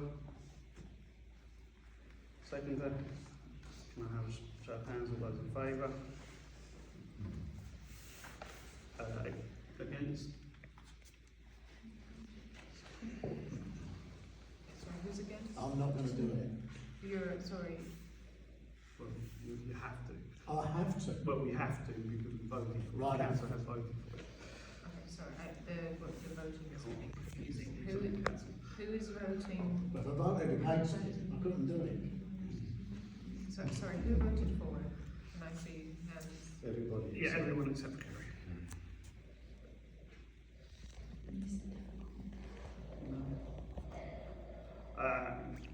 Right, now we're considering the precept. Now I'll get back to what I was saying. Sorry.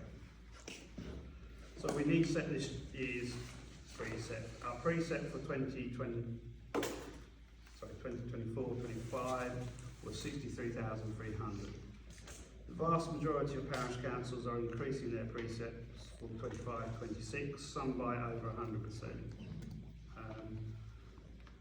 We know officially inflation runs at around 3%, but we also know that maintenance and construction costs over the past 10 years have doubled, so clearly way more than 3%, and unfortunately some of our biggest costs are of this type.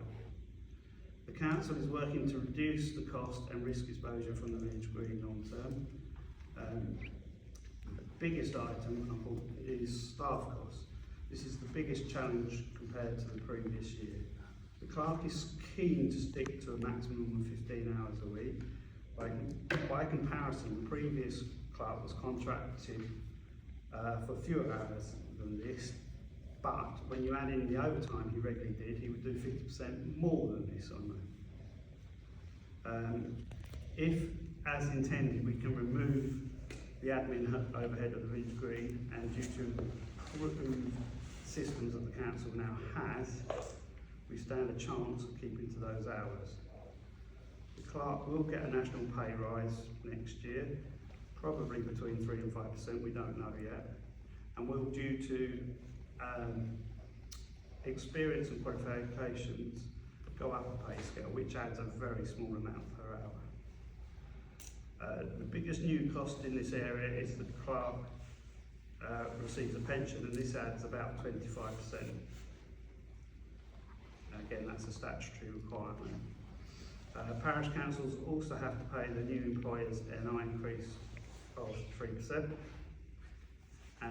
Based on achieving this target for the total hours, the staff costs, including pension, employers NI, we're looking at an increase of approximately 9,700 on staff costs alone, and this is a massive 75% increase from last year. So that inevitably is going to lead to our precept going up considerably. Given the council's other costs, other than the village green, are going up, and the potential projects the village wants us to undertake, the vehicle speed signs, bunting fixings, repairing bollards that are broken, we need to consider how tight we can afford to cut our cloth, and should the staff costs prove higher than hope, or we are forced to resist threats from some of the villagers, we need to think about that impact. The impact of the parish council's precept is spread out across per household, and the overall impact of what we do is likely to be less than half a pint at our local per month. Per household. Not even each. So, councillors, you've had potential precepts sent around and had a chance to review that. Let's start with Councillor Webb. Let's start the other way around. Well, when I saw that, I had to get off the ground first because I thought, it's quite enough if you're going to publish that. And I looked at it and I thought, we're going to have to trim it up. But how are you going to trim it up? I know, but I think if you're going to go ahead with spending what's needed to be spent, we ain't going to be spending. So, mate, have you got any suggestions as to what we can I trim? what we ticked a load of things off, and I was less than half the percentage that appeared on the paper. But that did take a lot of things out. What does that mean? Well, where does the precept come from spending? Yeah. What are you going to reduce to achieve that? Various things like, well, the trees, for instance. I know. Going forward? Hmm? You're talking about next year? Okay, last week we sat here and we said we wasn't going to explain to the public about Teresa's situation because that's forced on us by the government. Yes, yeah, and we can't explain. blame her. We're not. Without her, she's our officer. We're not blaming her. We're saying it was a statutory things that we've had to do. Well, if you release, if you're going to release that percentage, then do it. See what the results are. Because that's how the figures work out. You can shrug your shoulders, Keith. No, I'm sorry, The conversation we had last week is still in your brain. For those that weren't, yeah? I'll move on to Councillor. Okay. Sorry, just to interrupt. I'm sorry, I'm not sure. So can you say what percentage you say we can follow it? Sorry. We're still talking around the discussion at the minute. Councillor Murphy?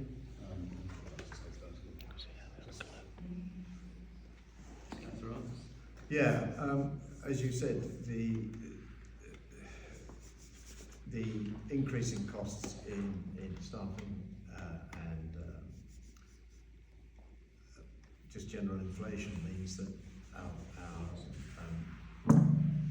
precept would have to be set at the median of these three options at 79,000, which is an increase of 19%. Thank you. Just to stand still. It's horrendous, to tell you the truth. We've managed to, over many years, I've been doing this for 20 odd years, and we've never had to increase the precept by such an amount. And we've been through all the budget items, and bearing in mind the village green that we always keep talking about, the costs have come out of this year's budget, not next year's budget. And also, as Mark has said, whichever method of disposal we use to divest the village green, it will limit our exposure there. But nevertheless, it's still the median at 19%, 79,000. We just stand still. It doesn't allow us any extra money for things like the speed signs or anything else we might want to do at the recreation ground. So My recommendation is, however bad it is, is that we go for as a modest increase, which is 81,000, which is 22%. Just to let you know, which I would say that was probably the minimum, but those are the three options we have in front of us. And as I said, that only allows us an extra couple of £1,000 to do the things that we want to do. So that's my suggestion. It's when we looked at the figures, it was horrendous. No, it's not because of what we spent; it's what we have to spend going forward. So. Okay.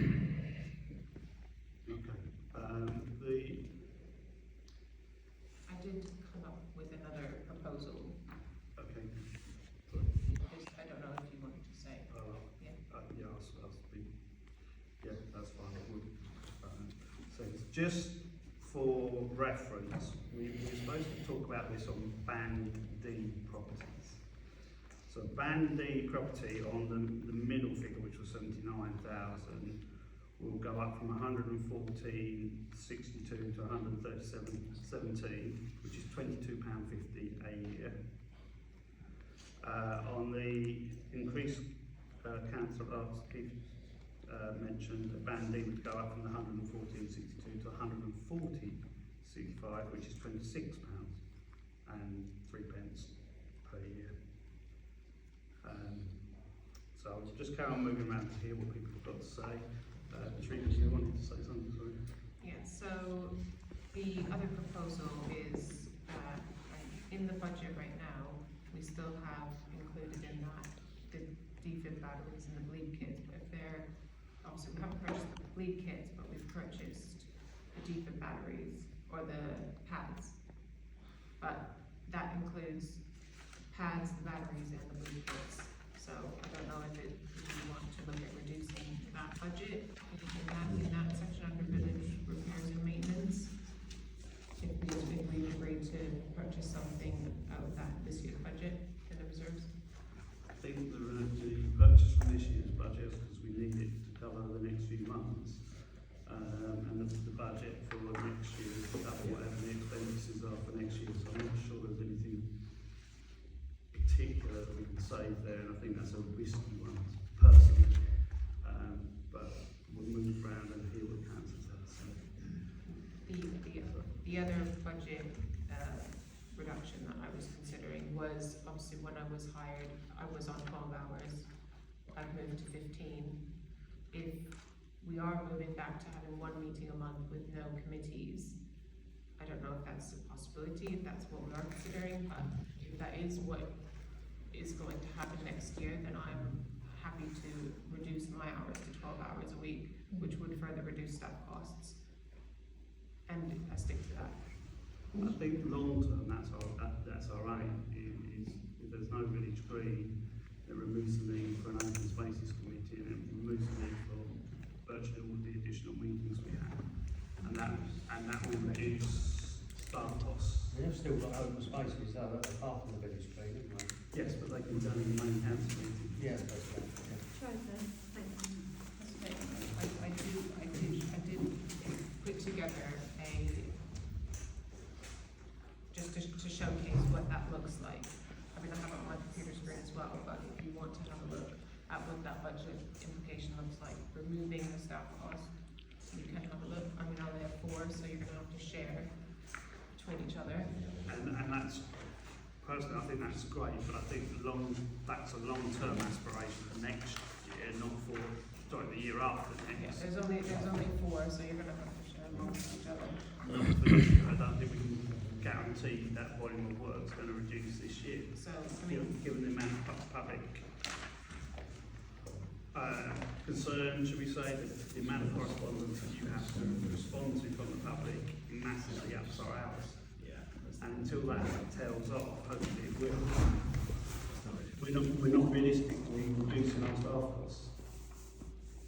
As it is, we're going to struggle to reduce them unless we are stricter about number of meetings, and hopefully things will tail off middle of Is the there year. anything that we can do as non-councillors to?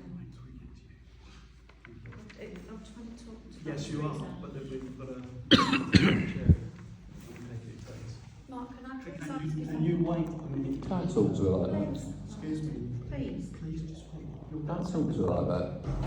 Excuse me. No, don't be rude. I'm not. I'm the chair of the meeting. We take it in turns, I Gary. know, I was just trying to talk to I wasn't Teresa. at the meeting obviously last week, but I was at the Teams meeting that we did, and I got 20% in my head of what the increase would be. And that seems to be in line with other councils in that time. So I would have said about 20%, in my opinion. Okay. Thank you. Councillor Stanley, you've got a question. Thank you. And John. And I've lost the thread of what I'm going to say now. I was going to say that I think it's very kind of Teresa to offer to reduce her hours and therefore obviously her income. Obviously that will hopefully affect her work-life balance for the better. But what I was going to say is, Teresa, there are 9 of us councillors, and I wonder whether we can support you more effectively to try and help reduce your hours also. And if there is a way that we can do that, then I think that you should let us know. And while we're with you on That was what I on wanted the to say precept. about Teresa on Yeah. the precept. Thank you for giving me a printed version. You what? I found it in Drop big. these in. And I found it very difficult at the meeting last week to follow the screen and the up and down and following what was going on. Obviously, I have sat and played with the figures because I'm afraid that I find the 20% increase, whilst it doesn't make a huge amount of difference for many people, I find that too much on top of 3% from Essex and also the Uttersford increase. And so I have been playing with the figures and looking at what we could cut back and looking at the outturns, what we've spent. And I feel that 20% is just too much. What do you think? Well, I've been really harsh while we rebuild reserves for contingencies, etc. And I would suggest 7.5%. I think the figure I got in my report was 9%. So In the draft not budget. far off then. Interesting. Yeah. So But that is with reduced staff hours. that's with reduced staff hours also. What were your biggest reductions? So the reduced staff hours, travel expenses, so all of the budgets you've put up. So so far the budget for travel expense was 500, the outturn to March you're quoting as 1,000. I've suggested, because obviously the comment is to hope to reduce monthly meetings, is to reduce that.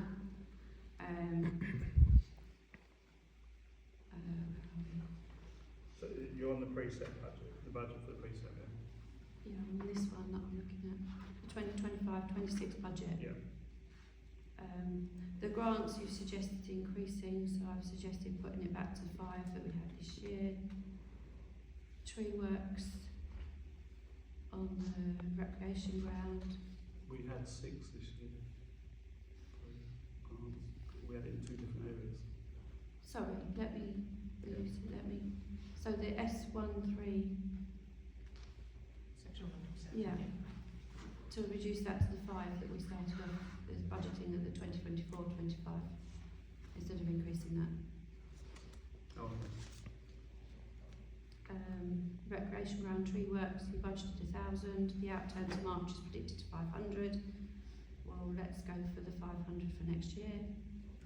Grass cutting, very difficult to follow.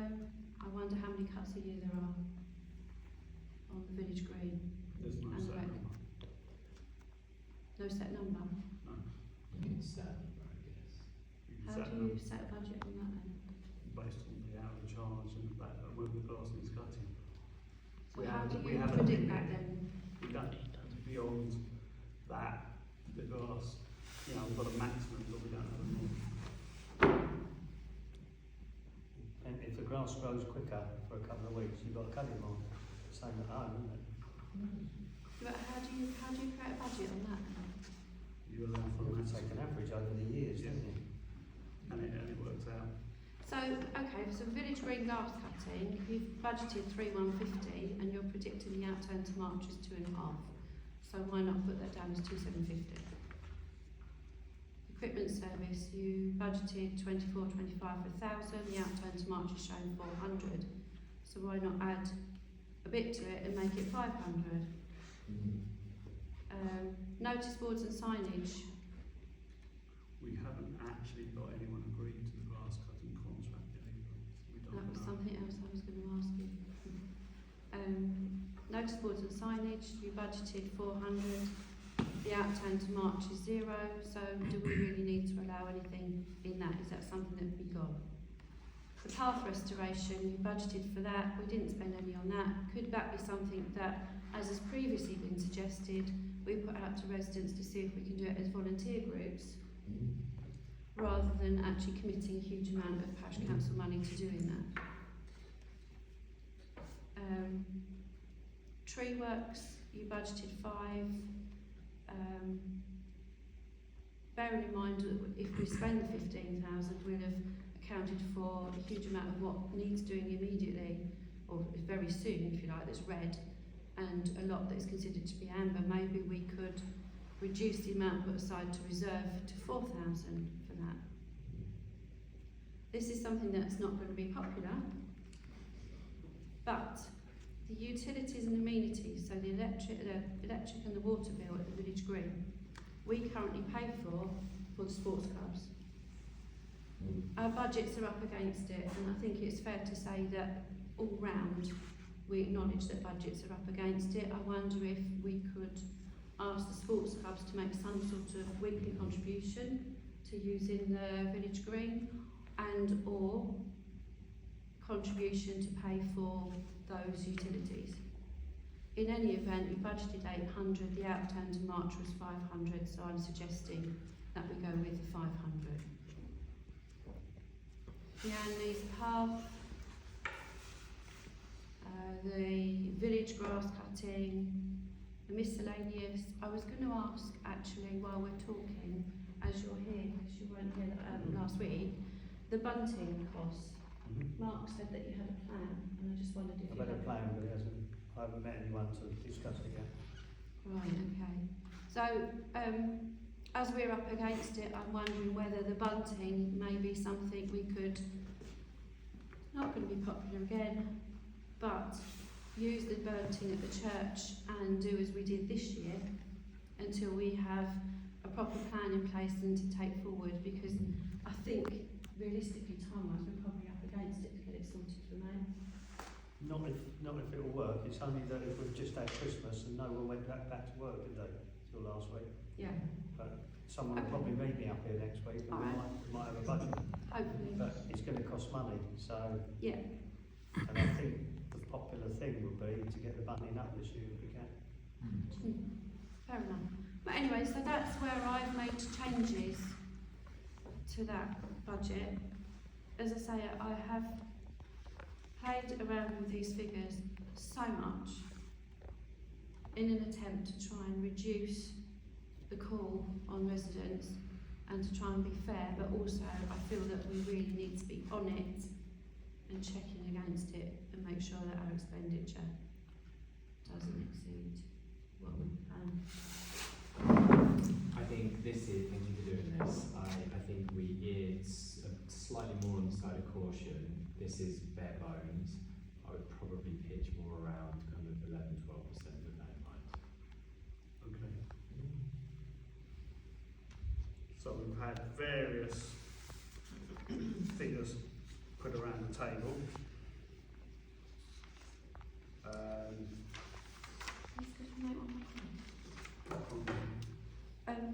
The only observation I would be is if we're saying that we need 20% to stand still,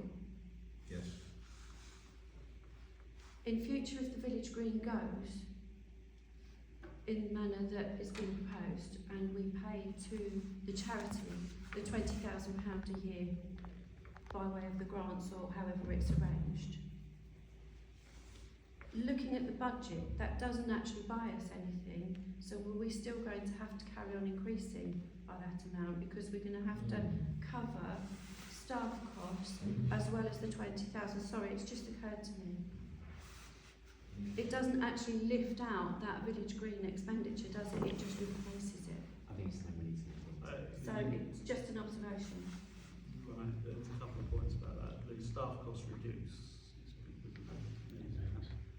Whatever the number is agreed, whatever the number is agreed, I won't get into that. But it also limits what we spend to whatever is the agreed amount.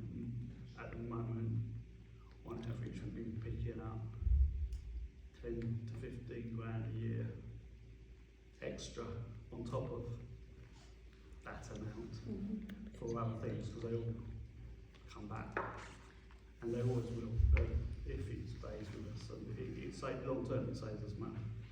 On the flip side, if we're still paying for it, we're still able to cut back. Whereas if we're committed to paying 20,000 a year, or up to 20,000 a year, that doesn't give us the opportunity to make cutbacks, does it? But equally, we have commitments in the lease to maintain it to a standard. If we fail to do so, then we're in breach. What, even if it goes over? Yeah. So we'll still be paying how much even if it goes over? I don't know if that's up to the council to agree. Can I I'm suggest not getting involved in we the defer fight. that conversation? Yeah, it just, sorry, it was just mulling over in my head as we were talking. It's a good point. Okay, so we need to move this forward somehow. So the first proposal we had was, Does it have to be done tonight? yes, legally we have to do it tonight. Was for, what was the figure? It was the 81,000, on the basis that 79,000 just enables us to stand still and doesn't allow us to do the things that has been mentioned, the speed signs and other bits and pieces. Yeah. It at least gives us a couple of £1,000 extra, and maybe more if the staff costs are reduced, but we don't know that they are going to be yet, so I don't think we can plan on it. If we do make a surplus next year, as Karen's intimated, then that surplus could go feed back into the reserves. But personally, I would like to vote for 10 or 12%, but it's just impractical. I think it's got to be 79,000 or 81,000. I would propose 81,000. Okay, so we have a proposal for 81,000. Do we have a second? Is anyone going to second any proposal? Councillor Murphy. Can I have a show of votes for that? I don't know whether we're going to go with this, though. Yeah. We're going to vote for about Once one passes as a majority. Oh, okay. So we go with the first proposal, we vote, and if that's the one that's got the majority, then that's So what percentage was that? That is 22%. The minimum shown on here at 77,000 is 16%. Right. Then there's 19%, and then there's 22%. Okay. and the differences per property is £19 and 8 pence, 22, then 55 and 26. That's treated, you could say. The minimum with the reduced staff costs is 9.8% that I've put together. And what did that work out for Bandy?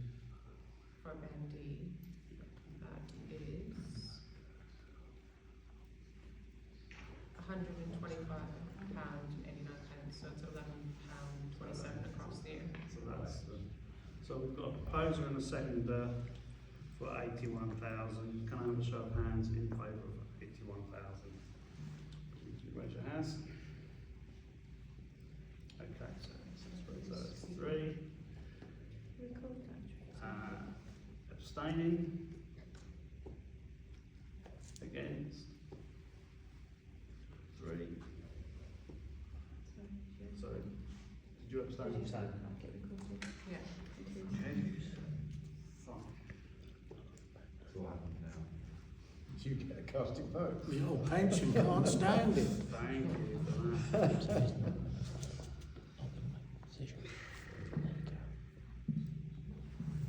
Just quickly, Mark, I know you got your head. You did say that it's all to do with percentages. The figures, we know, are small. They are small. But it's the percentage, that's the crunch. Yeah, that's what makes And the percentage equals money. We know that. There's 26 quid. We've got the public here, and there's only a handful. Is there When it ever gets a out point there. you decide on that? Is anyone going to propose a different percentage that we may get alignment on? Well, I proposed 20% because I thought that was about the absolute top. That's too But close, right? So, that is, I guess 2% is not a lot different, but So 20% is how much? 20% is zero, it's not. So it's going to be about 80, isn't it? Well, it must be about 80 grand then, 80 and a half or yes, something. between 79 and 81, isn't it? So I think I'd probably go to 60. So, Mr. Stroke, what are you going to do? Last week we were thrashing around 17.5%. Remember? Mark? Sorry, excuse me. So, It's percentages, isn't it? I know, That's I'm going the to trump propose card. 16 for the next, so if that helps. hang on, we're going to go down. You were going to offer him 20. 20. Sigmund. I'd be happy with 20. Okay, in that case, I will propose to not carry that motion at 81,000, so at 20%, what does that work out? 80.5, I think, approximately. So 20% increase Yeah. at 80.5, proposed by Councillor Beadle. I'd second that. I'd second that. 20%, which is 80. What's the total? Sounded massive. It's about 80 and a half, I think, isn't it? Sorry, the problem with doing it this way is obviously you're meant to be looking at expenditure. We're not just supposed to be throwing out random percentages. We're meant to be looking at our expenditure, what we're expecting it to be, and then figuring out what we need to ask to include that. But it also works back the other way. It's the same thing. It's the pressure that the unknowns that we don't know, how much things are going to go up. It's all very well saying we spend 500 on utilities, but they go up 10%. We can't spend 500 on utilities because they've gone up 10%. They are all going to go up one more than well, I 3 thought or we 4%. were all given the budget sheets to go through it Yeah. to see what we thought, Yeah. and Yes. my evaluation of it was 20%, Kevin, is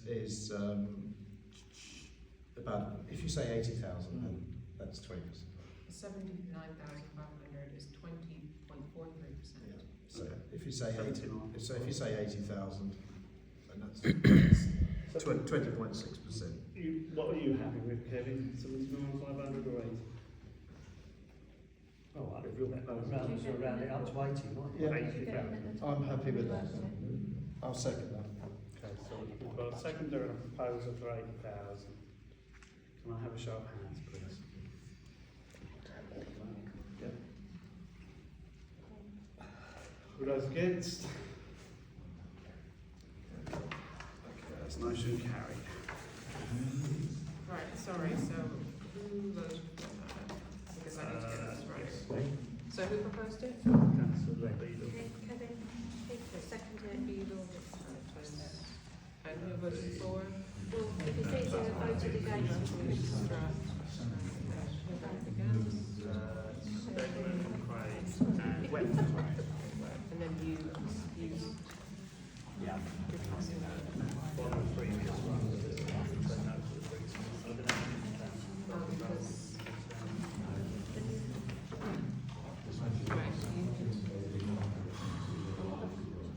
Whatever we need to do.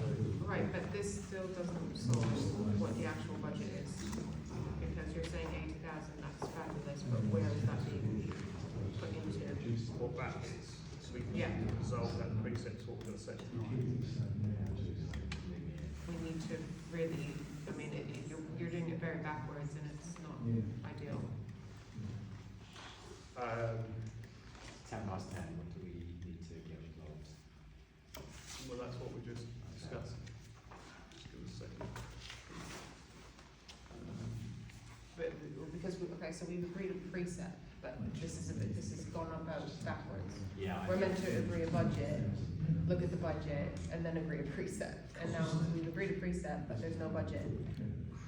I thought we said Well, we agreed 80,000. Yes, but where is that being separated So, into? Which budget heading? But this is Kevin's proposal, so Kevin must have that then.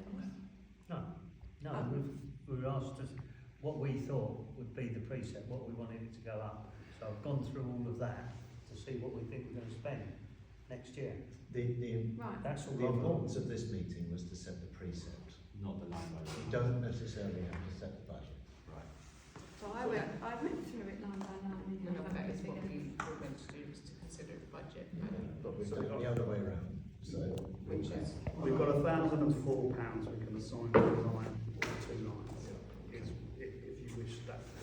Just that you looked at it a different way, you were looking to cut it down and I was looking at what we're going to spend. This is a very useful. right, so Yeah, we it want is. to Both ways finalise are useful, aren't they? the 25-26 budget at a future meeting. Or we could go with the. Well, is it not pretty much in line with what you had on the bit of paper last week? Yeah. So what's the difference then? £1,004. Sorry, £1,000 to add back into the budget? Yes. Well, I propose that we put it into the reclamation ground and the speed cameras then. Split it between those 2 line items. yeah, that's good. Yeah, yeah. Okay? We approve that as the budget? Yeah, I've read them. Approve that last change. So Kerry proposed that change, I second it. seconded by Paul. Councillor Murphy. All those in favour of those changes having passed that amount, that gives us a budget. Thank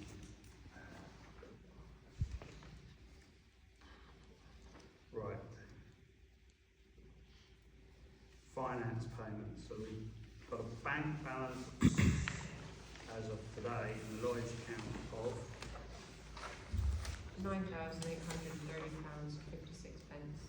The Unity Trust current account is £284.93, and the Unity Trust savings account is £74,096.36.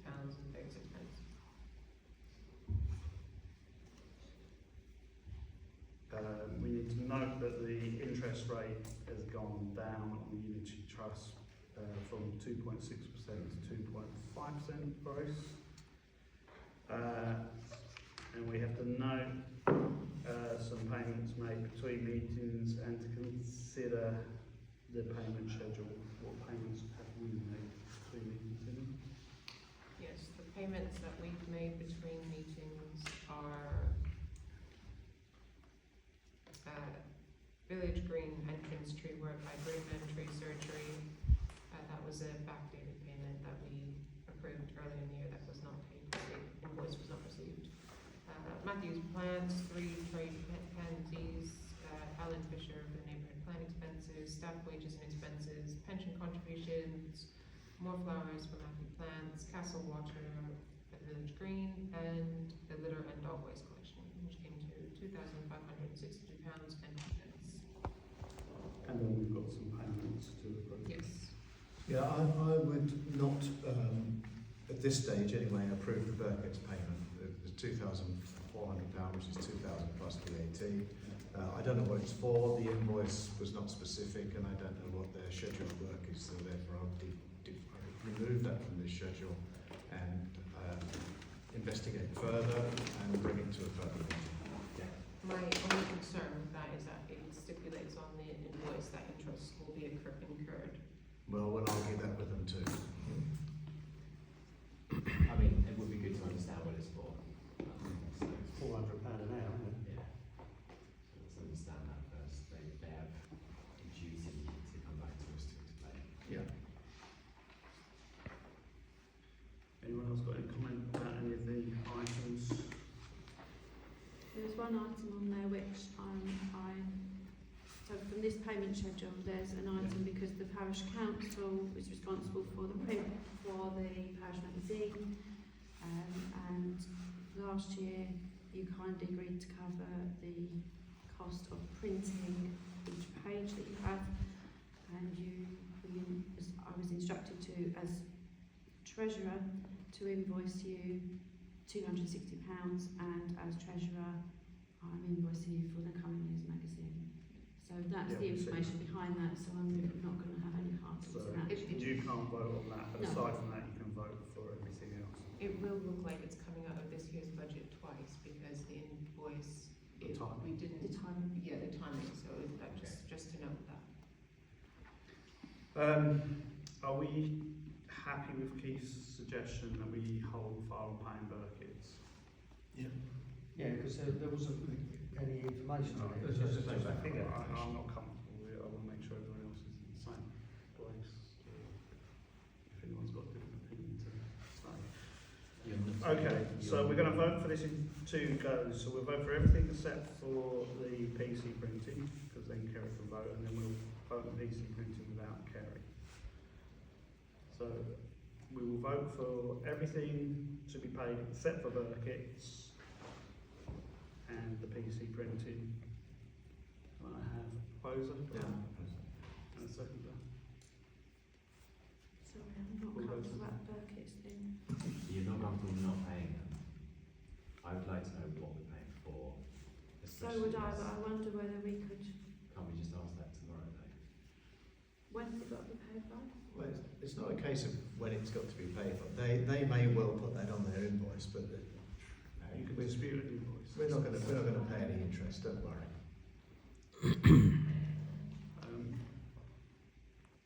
Okay, so we've got a proposer and a seconder, I think, already. Yeah. Can I have a show of hands for those that are happy with that? Anyone not happy with that? It's only the Burkitt's thing, everything else. And then on a separate one, so Kerry can, So you're against that, yeah? Yeah, just the Burkitt's. It's the Burkitt's issue. paying the HBO PCC for printing fees for the British magazine, and that is £260. I'm happy to propose that.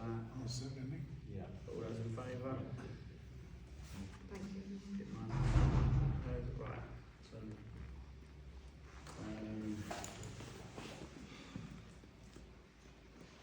you did that because I'm not sure exactly what you want to do. Sorry. Items for the next agenda. Is there anything that we know that we need on the next agenda? Right. Put the bunting on it, and hopefully I'll have a result or something going forward. Can you put the recreation on there as well? In what way? I might have the third quote on it. Okay. Let's try and get that. We can look at getting grants.